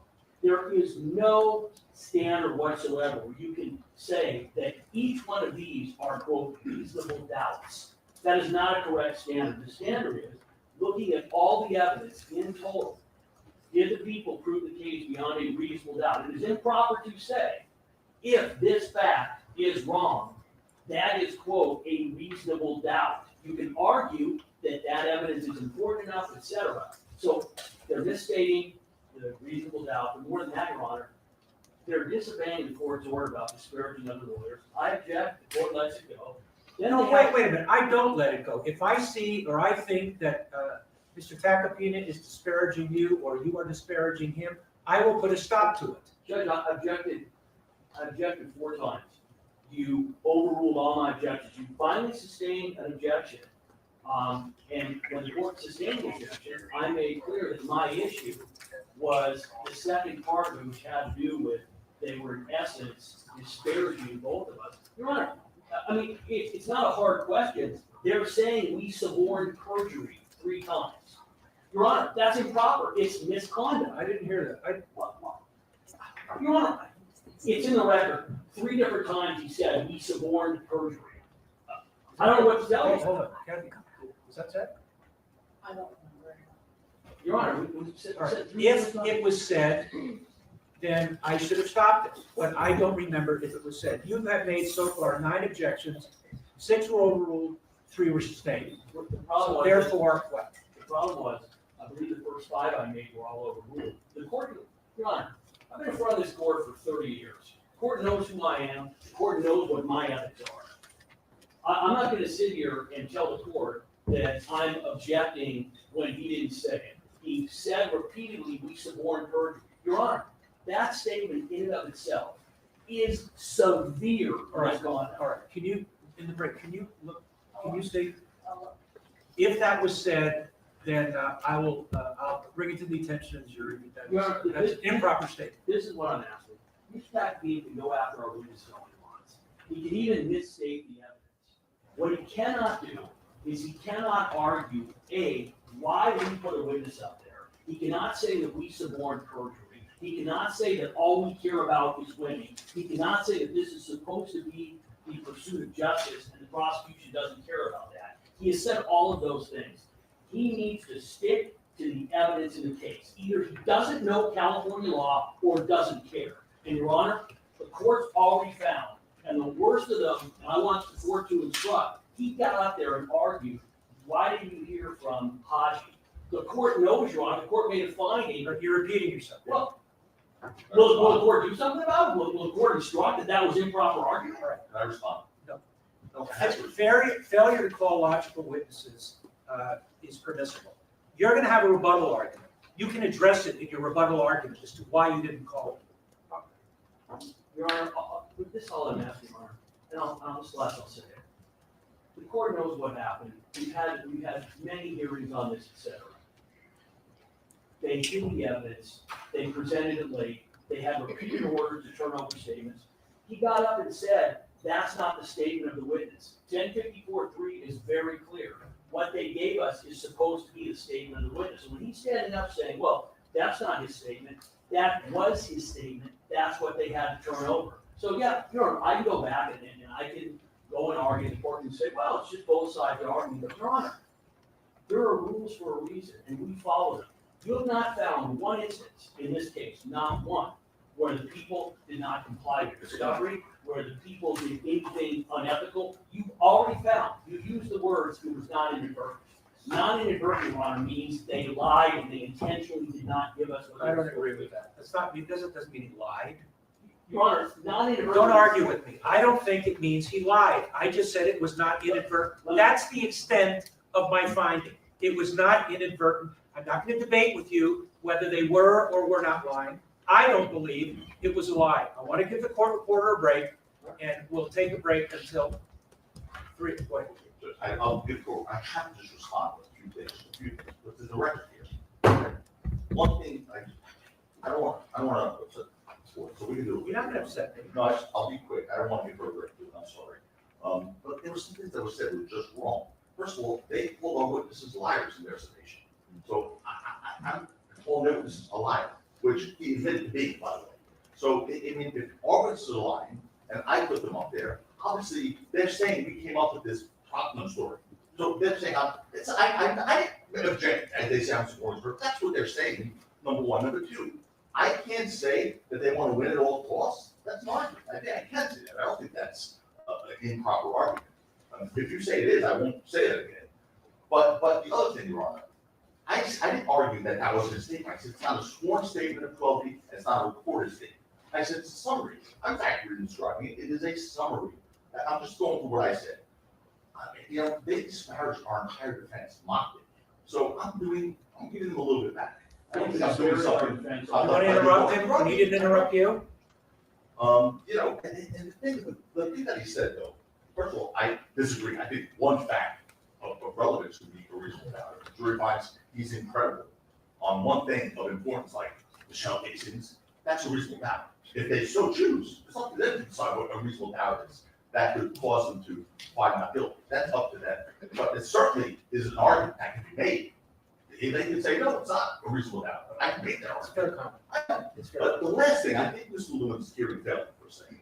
Because the one thing, because I know he said he has an issue with it, the one thing I never said was they could have called Haji. I wouldn't do that. I didn't say that. They could check the record. What I said was they spoke to him that morning. They had a recording of Haji. That was brought out to Lululemon. I said, if Lululemon was inconsistent with Haji, would have heard the tape. I didn't say they could have called Haji. If I can show you where I said that, I would never have said that. We could have called Haji. He wasn't willing to come. So I never said that. I just simply said what was on the record. If it was said, Mr. Lewin can address it tomorrow. If it wasn't said, then there's nothing to address. All right, we're off the record. I want to give Kathy a break. So can you find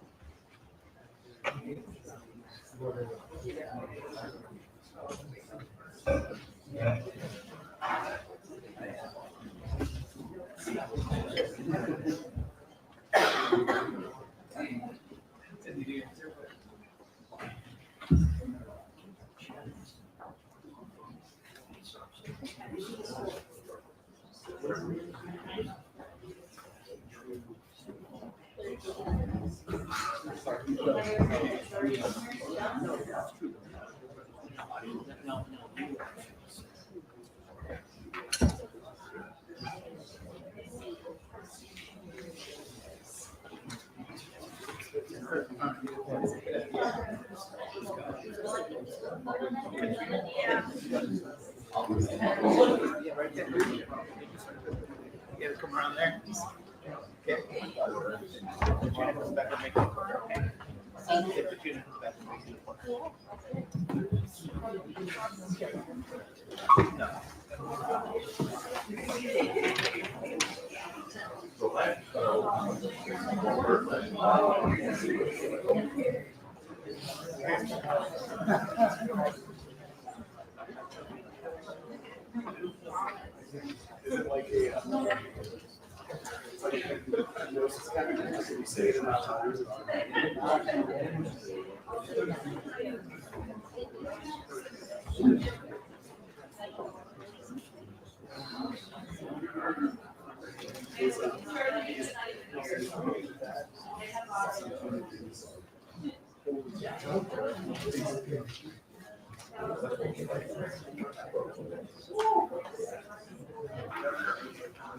Are you sure that you did not even hear? So you started wearing hair?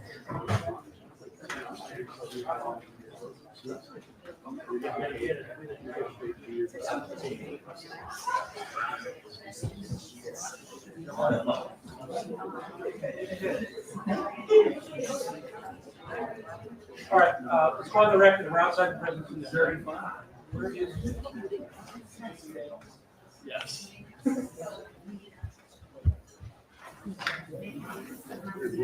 I asked Kathy, the court reporter, to check her notes, and she's able to do that. And there is an indirect reference, and it's not even clear, to Relly and embracing perjury.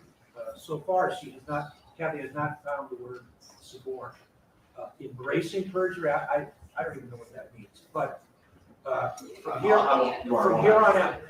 on out, if any counsel wants to state that a witness committed perjury, that's fair game. But I do not want, either directly or indirectly, any counsel accusing the other one of suborning perjury, encouraging perjury, touching on perjury. I don't want the word counsel and perjury being used together.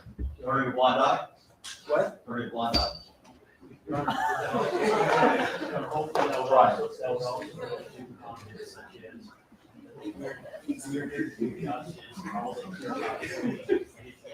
It's improper. Not only untrue, it's improper. Yeah, and stay away from that. They're only, they're winning at all costs. Well, it's fair comment on the evidence. Because they can say about the evidence, they cannot say prosecution is all they care about is winning their case.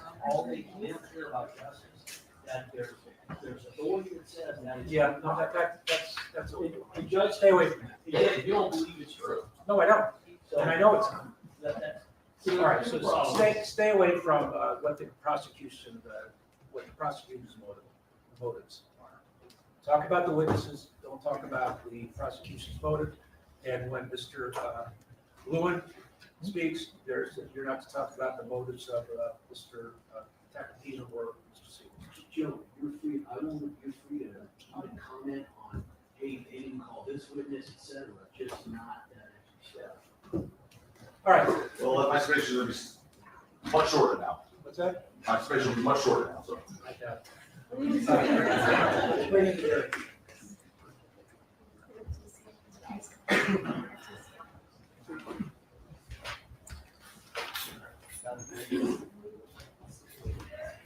Okay, we're gonna start at 9 o'clock.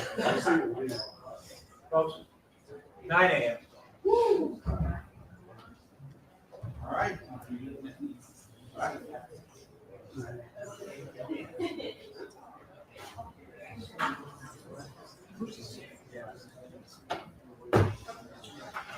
Third one.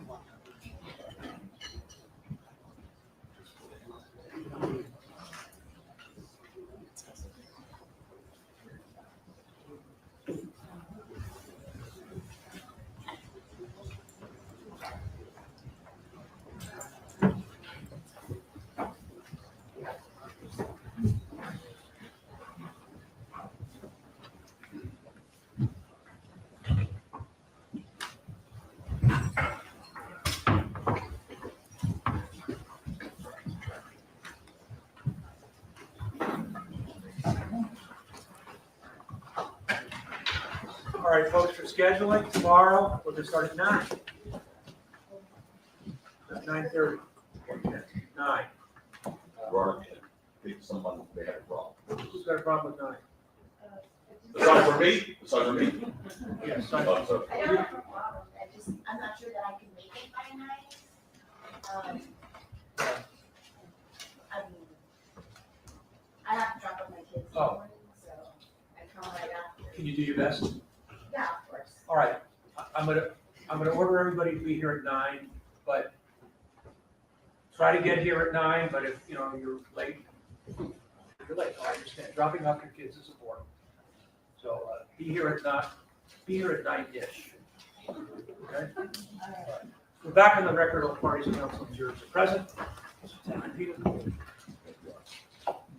Okay, folks, so I think we left off when I was discussing with you all the whole notion of the person who used to be Relly is not Relly anymore, apparently, who came back at 11:09 to the scene to retrieve shell casings. Now, again, his story changed. Ultimately, he said it wasn't him, so it's a mystery man showed up at the scene at 11:09, apparently. But one of two things happened here. Either that really was Relly, like you first said on the video, coming back at 11:09, staying for 2 minutes, returned to the scene, and he lied, of course, then about being there with his girlfriend, if that was him, and about taking photos of the shell casings while there, because those photos weren't taken until 11:45. Or the prosecution has absolutely no evidence whatsoever that he ever returned to the scene, ever. Whichever one you choose, the prosecution has no evidence at all that Relly actually recovered those shell casings from the scene. He could have called his girlfriend, Miss Parker, to back up his claim. Yes. She's probably busy doing what she does, but she didn't show up. Their burden to corroborate it with witnesses. I mean, the word of Relly, I think, is fair to question. There are a lot of things in this case that are going to be easy to corroborate of his word, if they're true. I'm going to show you a little list. Those sort of cool I put together, but not yet. But there is no corroboration, and they couldn't. Lydia Parker could come in here and say, yes, I went back with him. We found 2 shell cases. She's still his girlfriend, apparently. No evidence whatsoever that he took the shell casing off the scene. While on that point, by the way, the photos taken with Relly's iPhone of the alleged shell casing, allegedly taken at the scene, but not until 11:45, an hour and a half afterwards, they had time date stamps on them. But what you didn't see from the prosecution was the GPS location data for those digital photos on Relly's phone. Why? I mean, they didn't show you, what else they didn't show you was GPS location data from Relly's iPhone to show you where Relly was on November 6, 2021. That would solve a lot of mysteries here. It's not like they couldn't have done it. GPS location data from Relly's iPhone, which they had. That would have answered all the questions. Could have corroborated it or not. After all, you heard that law enforcement, in this case, went out of their way to get a search warrant to obtain GPS location data for ASAP Ill's iPhone, just to show that he was one, near Selma Avenue and Vista Del Mar about 10:12 p.m. on November 6th. It showed that in his location data. And he was near Rocky's residence at 11:11 p.m. that night. That from Detective Flores' testimony, lest there be any confusion. The question was asked, and specifically, it's important because it showed they could have gotten GPS location data from their only witness who's not corroborated, and whose word may be a little shaky. And specifically, the T-Mobile information law enforcement obtained authorized to search Ill's, Elijah Ulunger's, ASAP Ill's, his call detail records, and his GPS location. Detective Flores is correct. And the GPS location data, I should say, answer yes, okay. And those records, the GPS location data that you all were able to obtain showed that Elijah Ulanger, ASAP Ill's cell phone was near Selma Avenue and Vista Del Mar at approximately 10:12 p.m. on November 6th. Answer, I believe that's correct. Question, those records also show that Ill's, I'm just going to refer to this Mr. Ill's for the purpose of moving this thing along a little bit. ASAP Ill's cell phone was near Mr. Mayor's residence at 11:11 p.m. later that night. Answer, yes. Subsequently after, yes. Well, what that shows you is that not only had they had the ability to do that, they in fact did it. But why just for Ill's? Why not for Relly, who claims he came back and found shell casings? That would put an end to this mystery. Was he there? Was he with his girlfriend? Was he not there? You heard again. There was no dispute, by the way, about Ill's that he was at Selma, Vista Del Mar and Selma that night during the incident. You see him on video. And rather than looking to see where Ill's was at 11:11 p.m., why didn't they use Relly's GPS data to show you where he was at 11:11 p.m.? Was that him? Was that not him?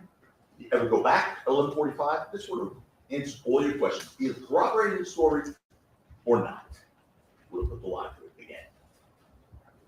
It would have also shown you where those iPhone photos of the shell casings were taken. Instead, you have to take his word for it. You just have to take his word for it. Yes, they could have done it. They did it with Ill's for some reason, but not for Relly. So just take his word for it. If the word of any witness ever deserved to be tested in this case, it's Relly. I mean, it's a man whose tongue is a stranger to the truth. And they could have easily corroborated his story or shown that his story was not truthful. They just didn't do it. I want to pause here so this really sinks in. Detective Flores told you that he wouldn't want anyone other than the police taking evidence from the scene because that could hamper and hinder an investigation. This is obviously fairly important. As a detective, I asked him, you'd agree when conducting an investigation of the alleged shooting, you wouldn't want anyone who's not law enforcement removing evidence or taking evidence from the scene, right? Answer, correct. Because that could hamper and hinder your investigation. Answer, it can.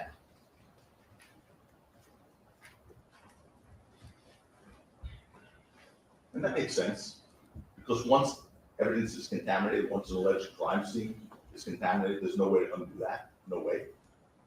You never get a second chance at it. If you want reliable information from a scene, it cannot be tampered with, it cannot be staged.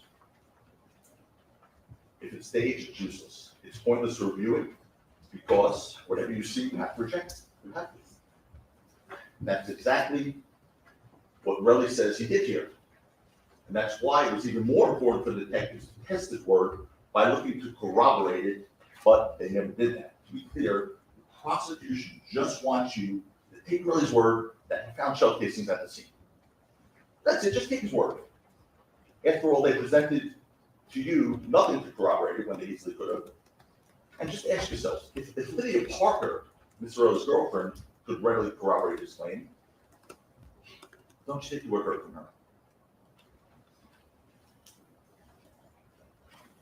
The fact is, Rowley didn't want her anywhere near the courtroom. Anywhere near the courtroom. Remember when I showed him a picture of Miss Parker, his girlfriend?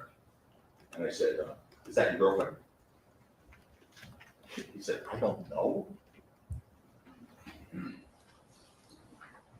Is this Miss Parker?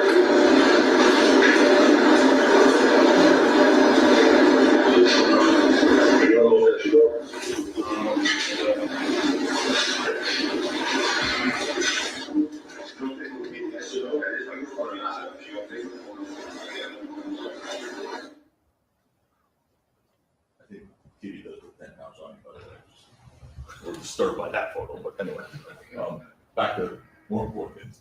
What he just said was, I don't know if that's my girlfriend. I mean, just anything he tells the truth about, I don't know if that's my girlfriend. That's not, I don't know. That's either yes or no. He couldn't recognize his girlfriend at one point. He said, oh, because she had makeup on. I mean, we're not talking about clown makeup, right?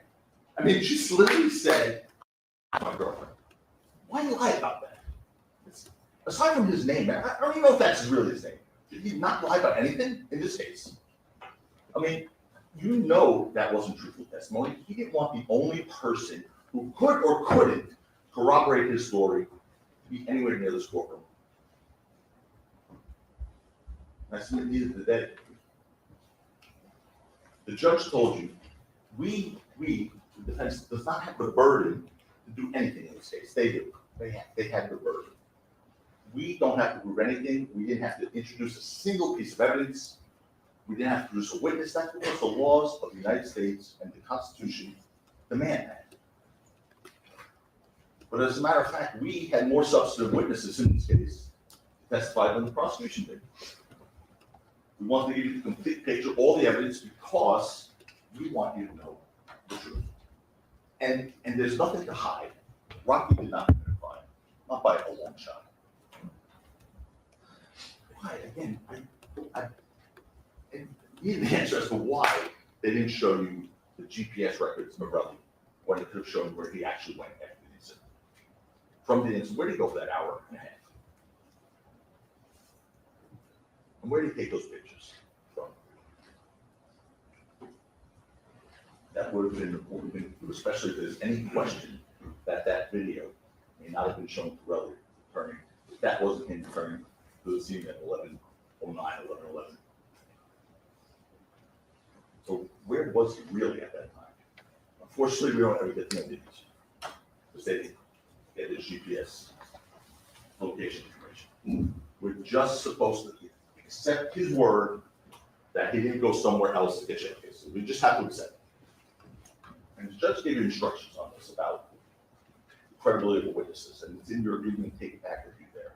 But it says that a witness lies to you on an important fact of the case or in his testimony. You can feel free to disregard the entire testimony of that witness, or you can just disregard that one fact and believe the rest. But he lied to you about so many crucial things. I'm not talking about his inconsistencies. Again, we'd be here until the summer. He lied to you about the most crucial facts in this case.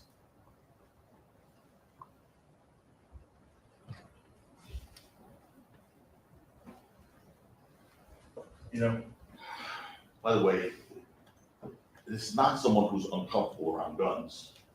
You heard he owns a 9mm. He posted those pictures on the Instagram. His 9mm sticking out of his waist, he said. You heard he owns a 9mm semi-automatic. We've never seen proof or he actually obtained it. Second, he blatantly lied about his access to 9mm shell casings in Los Angeles. That's another account of perjury. And that was a big one.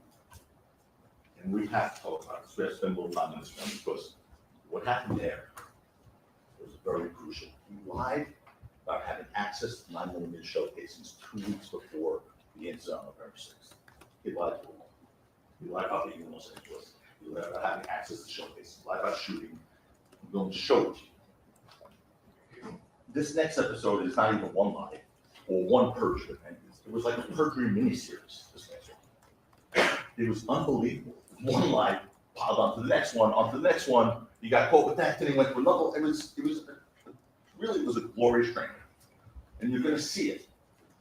I mean, I asked him first if he fired a 9mm weapon before November 6, 2021. Sort of an important fact. Because we need to get access to the shell cases. First he said, no, absolutely not. Then I wanted to make sure, I wanted to almost help him give me the truthful answer. I said, well, how about at a shooting range a few weeks before November 6th? Did you fire a 9mm at a shooting range? Right, hit them off on November 6th, 2021. He said, definitely not. And I repeat, I said, definitely not? And he got all belligerent with me. He says, you heard me, definitely not.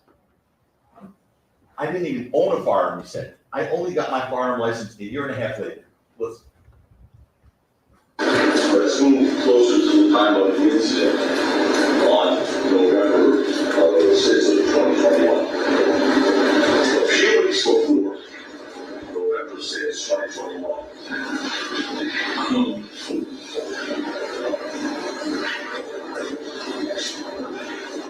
And a few weeks before, you testified that you found showcases at the scene. Found the showcasing. You fired 9mm weapons at a shooting range, correct? Definitely not. Definitely not? You heard me? Definitely not. I didn't have a firearm. Only got my firearm license a year and a half later. So, you heard me. He did not like me, clearly. Well, I asked him to confirm that answer. You heard me. What are you asking me? You heard me. Definitely not. I didn't even own a firearm. I only got my firearm license a year and a half later. Lies, lies, lies, lies.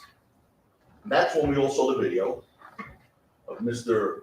Efron firing a 9mm semi-automatic weapon on October 19, 2021, 2 weeks before the incident on November 6th. And I pointed out to Mr. Efron, I said, what you just told this jury was that before November 6, 2021, you didn't fire any guns because you didn't have your license. And then he said, no, unless I was at a shooting range. And I said to him, sir, I just asked you, were you at a shooting range? And you said, definitely not.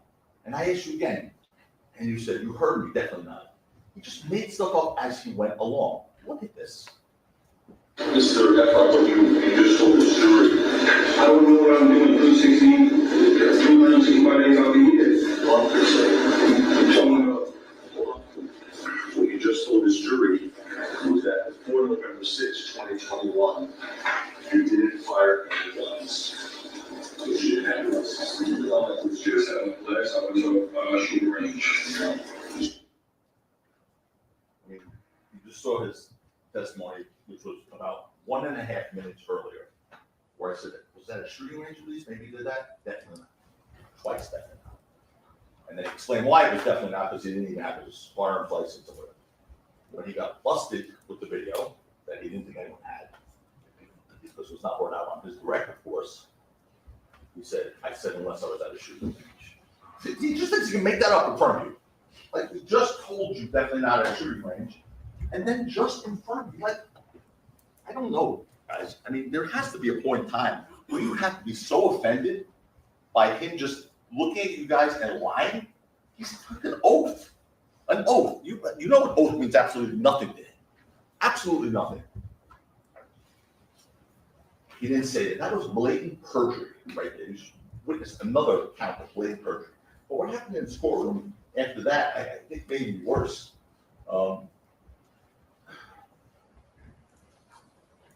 After, you're going to see it, what happened. Because this was now all about, okay, so now we got him firing a gun. Don't play that yet, please. We have him firing a gun before November 6, 2021. We have him firing a 9mm. He lied about it repeatedly. And then, so after securing the date of the 9mm firearm of October 19, 2021, I tried to ascertain the location of the shooting range. And prosecution then asked for a stipulation. You're gonna hear that the shooting range was taken outside of California. And the witness all of a sudden adopted that. Let's look at this. And where is it? And where is it? This is taken this whole thing, so we have a situation on that date. On that date, this is outside.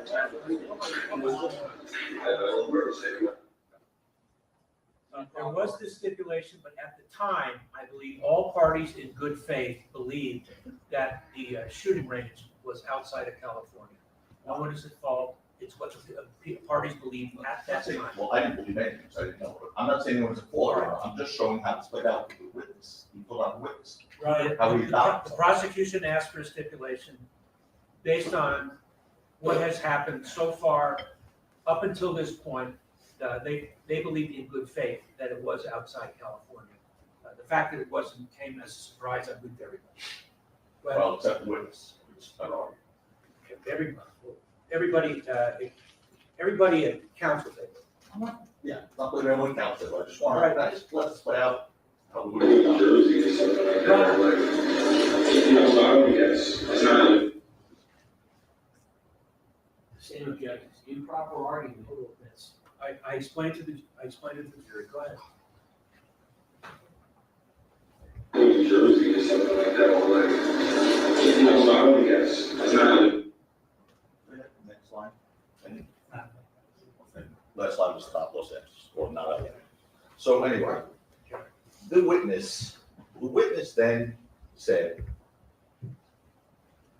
after hearing whatever we heard in the court with the banter, he then said, well, maybe it was probably New Jersey, something like that, but it's not LA.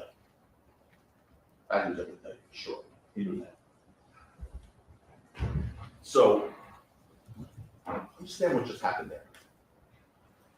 The witness, all of a sudden, after lying about all those things we just went through, and I don't repeat them again, then heard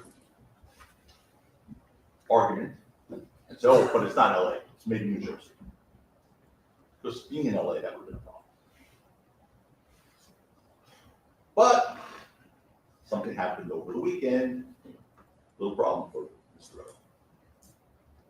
See, on Sunday, between 2 p.m., and he was on Friday, that was on Friday.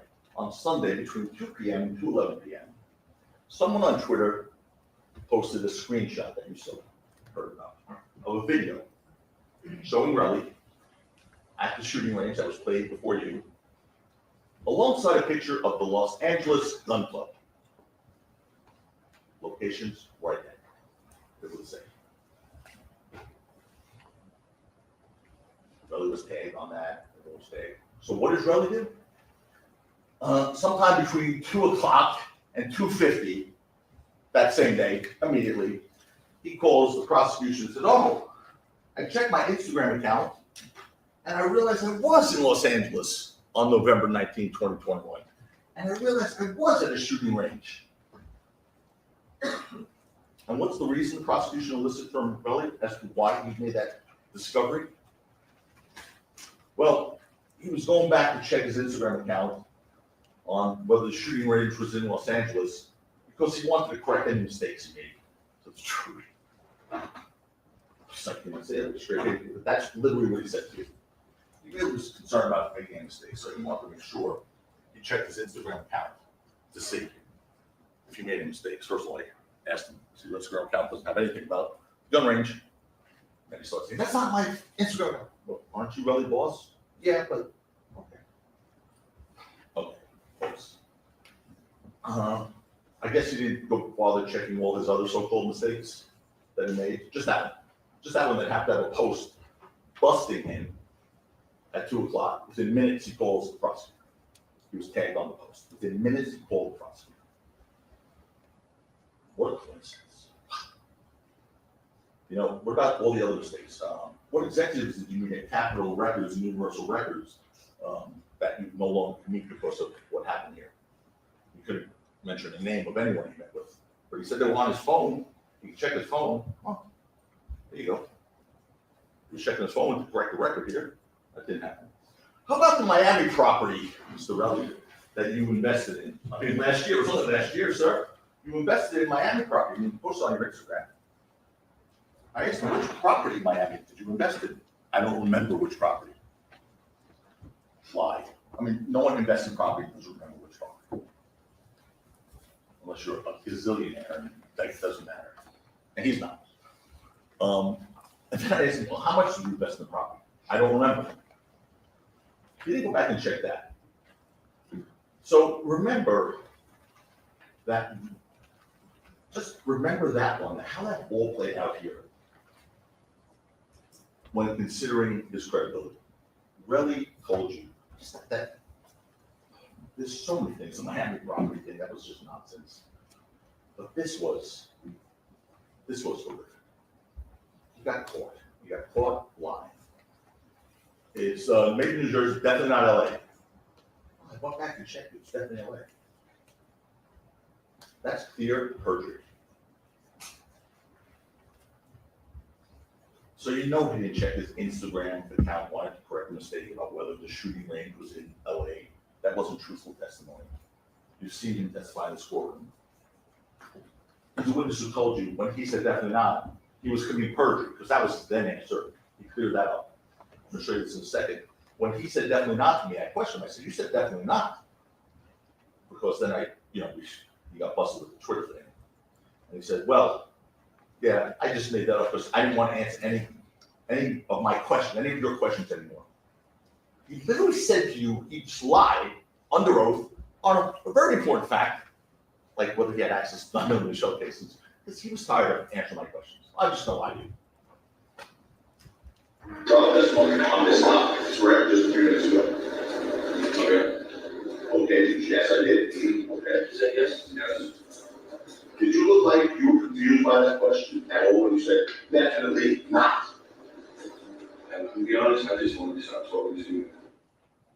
So you look like you were confused by that question because he said he was confused by that all of a sudden now. When you said definitely not, I didn't shoot a 9mm at a shooting range before November 6th, definitely not. So you look like you were confused, then she goes, to be honest, oh, here we go. There's a watershed moment. To be honest with you, I just want to stop talking with you. So I just said, Jesus. Just give my 30 million and let's get this over with. He just told him to perjure himself. But you should believe him without corroboration.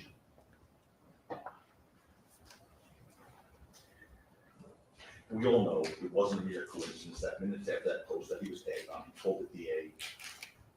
He called because he knew what was coming the next day on Monday morning. He knew what was coming. And that's the prosecution wanting to correct that mistake.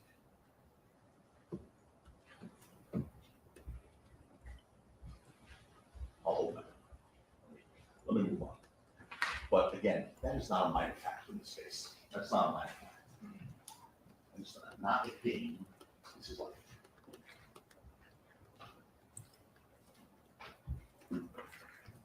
Whether their so-called victim, Tyrell Efron, had access to 9mm shell casings just a few weeks before defense were found 2 9mm shell casings in Los Angeles. Yes, he did, in the same city. He had access in the same city.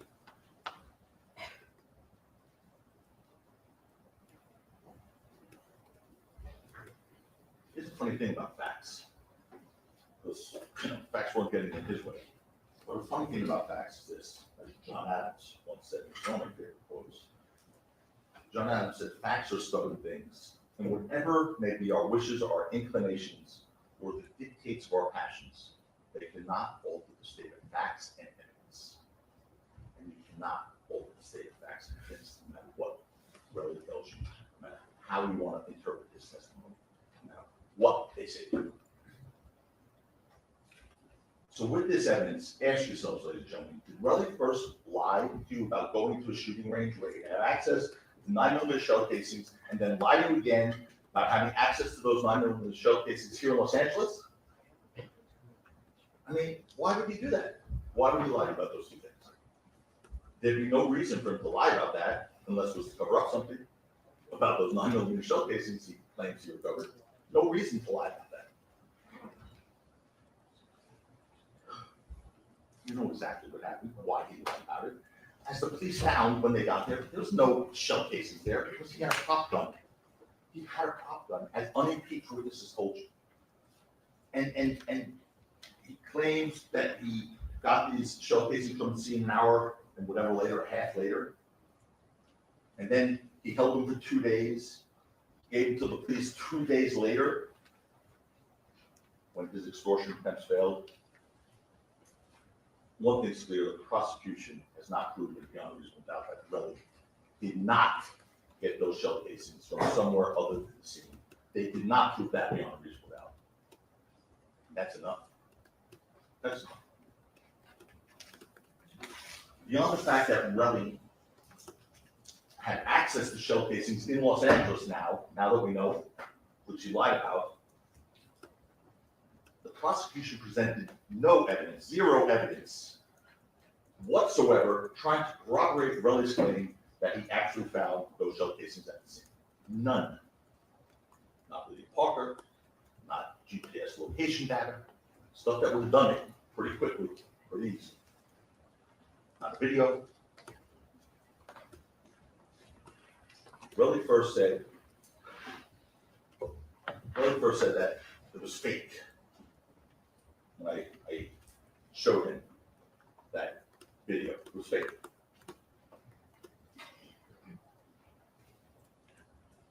He didn't think anyone knew we had those videos of him at a firing range. By the way, we're not like master investigators. They were just on his phone. We just looked at every single thing on his phone. They had it too.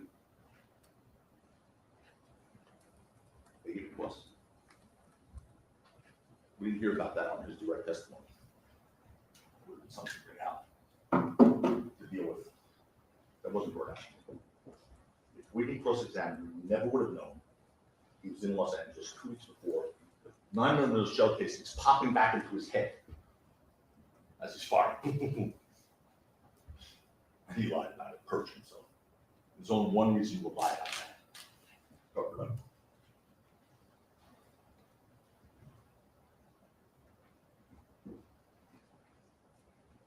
Heard about the magazine. I'm gonna get that magazine. So Block 43, Mr. Chris Long spent a lot of time on it today. And there was no effort made to test. Now, you heard the judge, he instructed that 2 weeks, I think it's 3 weeks ago now, he instructed there'll be no testing on that. 3 weeks ago, right after the trial started, 3 weeks ago, no testing. Here, going forward, great. That's January 2025. What about 2021, 2022? Well, not 2021, because they recovered in 2022, let me be fair. 2022, 2023, 2024. 3 years they had to take that magazine that they recovered and test it to the bullets recovered. They didn't do that. Instead, they spent their efforts having a ballistics expert come in, show you a very nice PowerPoint presentation, which in the end proved only that the shell casings possibly, there's that word again, possibly came from an aftermarket slide for a firearm frame that could possibly have been compatible with the Glock 43, or not possibly. I mean, literally, that was the import of that testimony. Possibly could have come from an aftermarket slide for a firearm frame that could have possibly, this is his testimony, possibly been compatible with the Glock 43 magazine, or possibly not. That was the ballistics expert's testimony. Possibly or possibly not is definitely not proof beyond a reasonable doubt. In any event, Lou Levin told you that the Glock 43 magazine was his. He explained why it was his. Whether they want to mock him, mock his answer, he was in Rocky's house after they planned to go to a shooting range. He told you he had bought it, he owned the Glock 42. And magazines are stored all next to each other, 42s, 43s, and all that stuff. Who told you? I don't know anything about this stuff, personally. But he went to the store to buy accessories. He mistakenly grabbed a Glock 43 magazine because they're all different models of Glock. The magazines are all stored together, he told you. He told you he didn't realize it until he tried to load it at Rocky's house in preparation for going to a shooting range. And then when his .380 caliber Glock 42 ammunition didn't fit, he tried 9mm ammunition from his Smith & Wesson, which he did, from his testimony. And of course, that magazine didn't fit any of his firearms. He left it at Rocky's house. Why? Why not return it? He told you. It was over an hour away where he purchased the thing. It would have cost more in gas than the $20 it cost him for that magazine. But one thing you know, despite all the questions from the prosecution, Mr. Lewin, they did absolutely nothing to refute or contradict his testimony. Absolutely nothing. This was true. I mean, at one point, he told you that magazine was never used.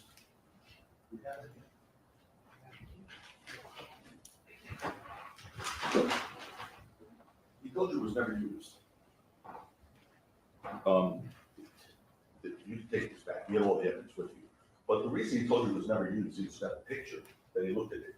There's not a scratch on this thing. It's a piece of plastic. It's a cheap piece of plastic. That's why it costs $20.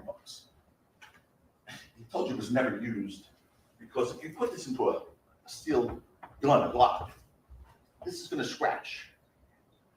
There's no evidence to support that. Oh, weapon. This is pure. It's virgin, as Levin said. There's no scratches on this thing. It's brand new. And they had 3 years to test it. 3 years to test this. They didn't do it.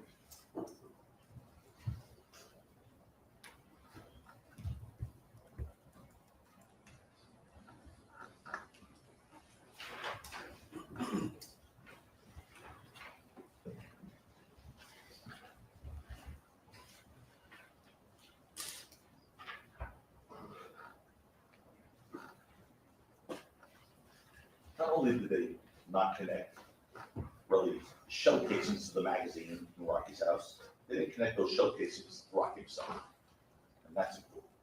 You heard that law enforcement submitted those shell casings for fingerprint analysis and found absolutely none on there. And I asked the detective before, I said, you could find fingerprints on a piece of metal, right? Pretty easily, he said yes.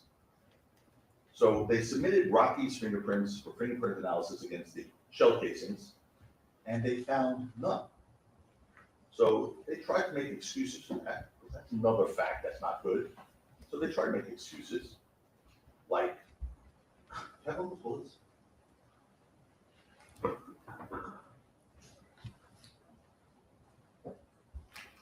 He showed this one's recovered. Claimed to be recovered at the scene by mother at 11:45 with no GPS navigation. Anyway. They claim, Victor Flores said, yes, you do get fingerprints. My fingerprints are all over this thing right now. Okay? He said, yes, you'll get fingerprints on a shell casing, metal, it's empty, it's portion. But then they said, well, could there be a reason why you wouldn't get fingerprints? And he said, yeah, there could be. That's one that was, yes, rain, water, cars, and even wind. Imagine that. Maybe wind wiped the fingerprints off the shell case. Imagine. So now my fingerprints are on this thing. Oh, there goes my fingerprints. Are you kidding me? Wind?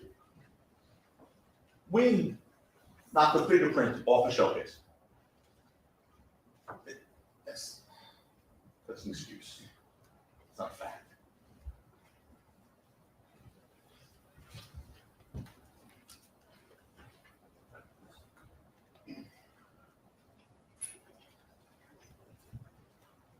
There was one other explanation by Detective Flores that makes a lot more sense. He said, well, human contamination, like someone wiping fingerprints off shell casings, that could do it.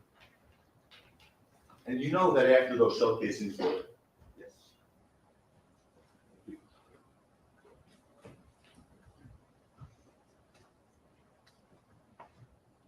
Alex, now where am I? All right, hold on. Human contamination, that's right. Human contamination. detective said that even contamination, like someone wiping fingerprints off a shell casing, that could do it. And you know that after those shell casings were fired, the only person with an incentive to wipe and clean would have been Relly before he gave them to the police. Just like he wiped his phone clean of threatening messages to Rocky. We'll get to that. They didn't bring that out, we have to. So Relly wants you to believe his fingerprints weren't on them because he supposedly went to Dunkin' Donuts to get a bag to pick them up with. And you know that's not true. There's no Dunkin' Donuts open at 11 p.m. at night, especially during COVID. Objection sustained. Objection sustained. Well, you decide if that testimony is credible. There's no testimony. Mr. No, there's Ms. Objection Sampson, sustained about when Dunkin' Donuts are open until. That's The not. jury's job is to decide the credibility of the witnesses, including all testimony that is given by that witness. So here's what the witness said, and it's your job to decide. Bang. He said, I went to Dunkin' Donuts at 11 o'clock at night, got a paper bag from Dunkin' Donuts at 11 o'clock at night in Hollywood. And that's the bag I used to put the bullets in that had no fingerprints on it. You determine the credibility of that statement.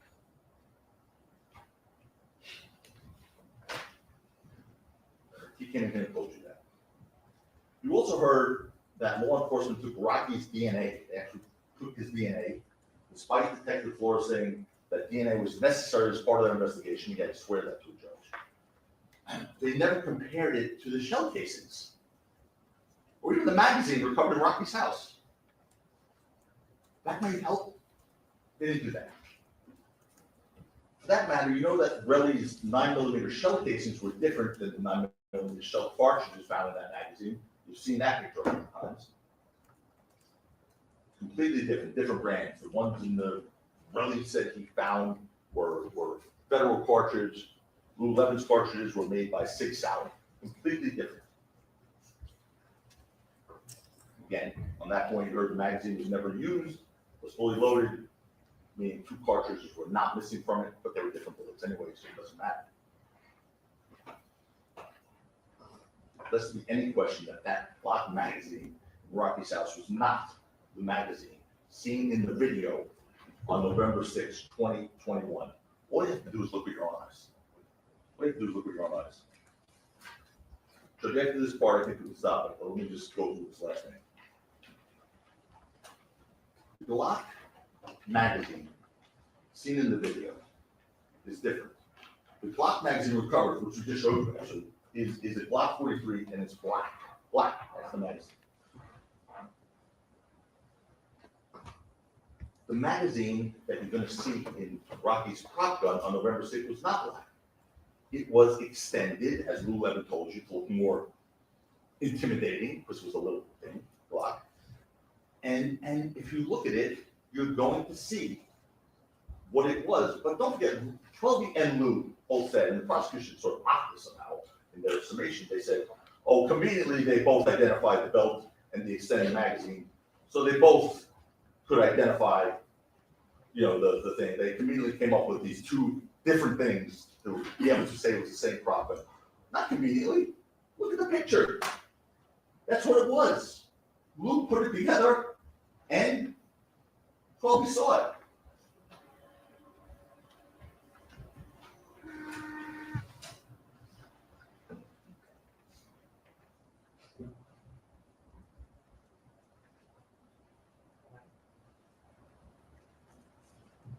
That's the magazine, and okay, I know what we're doing here now. Thank you, Ken. That's the, we'll use that point again, there are. Yeah, you see on the screen. That's 2 on the screen. Yeah. Sorry, Yes. I was pushing to it. Did everyone see here? No, okay. Anyway. That's the magazine recovered. Here's the prop gun. I'm going to try and do this where. How about now? We good? All right. That little thing at the end is the belt clip. That's a clip. And that's what Lululemon described. here's what you see. This thing, this clear, silvery looking thing, is the extended magazine that Lou Levin described, that 12B described. It's part of this Glock prop gun, and it's an extended magazine. So it makes this thing look bigger, and they both described it as clear. This is the first time, because if you play this in real time, you'll never see that thing. We stopped it. And so here is the magazine, the extended magazine, to make this thing look bigger, and it's clear. It's not that. It's clear. Okay. Right now. Yeah, All right, folks. all right. We'll resume at 9 tomorrow. Please don't discuss the case amongst yourself or anybody else. We'll see you tomorrow, 9 a.m.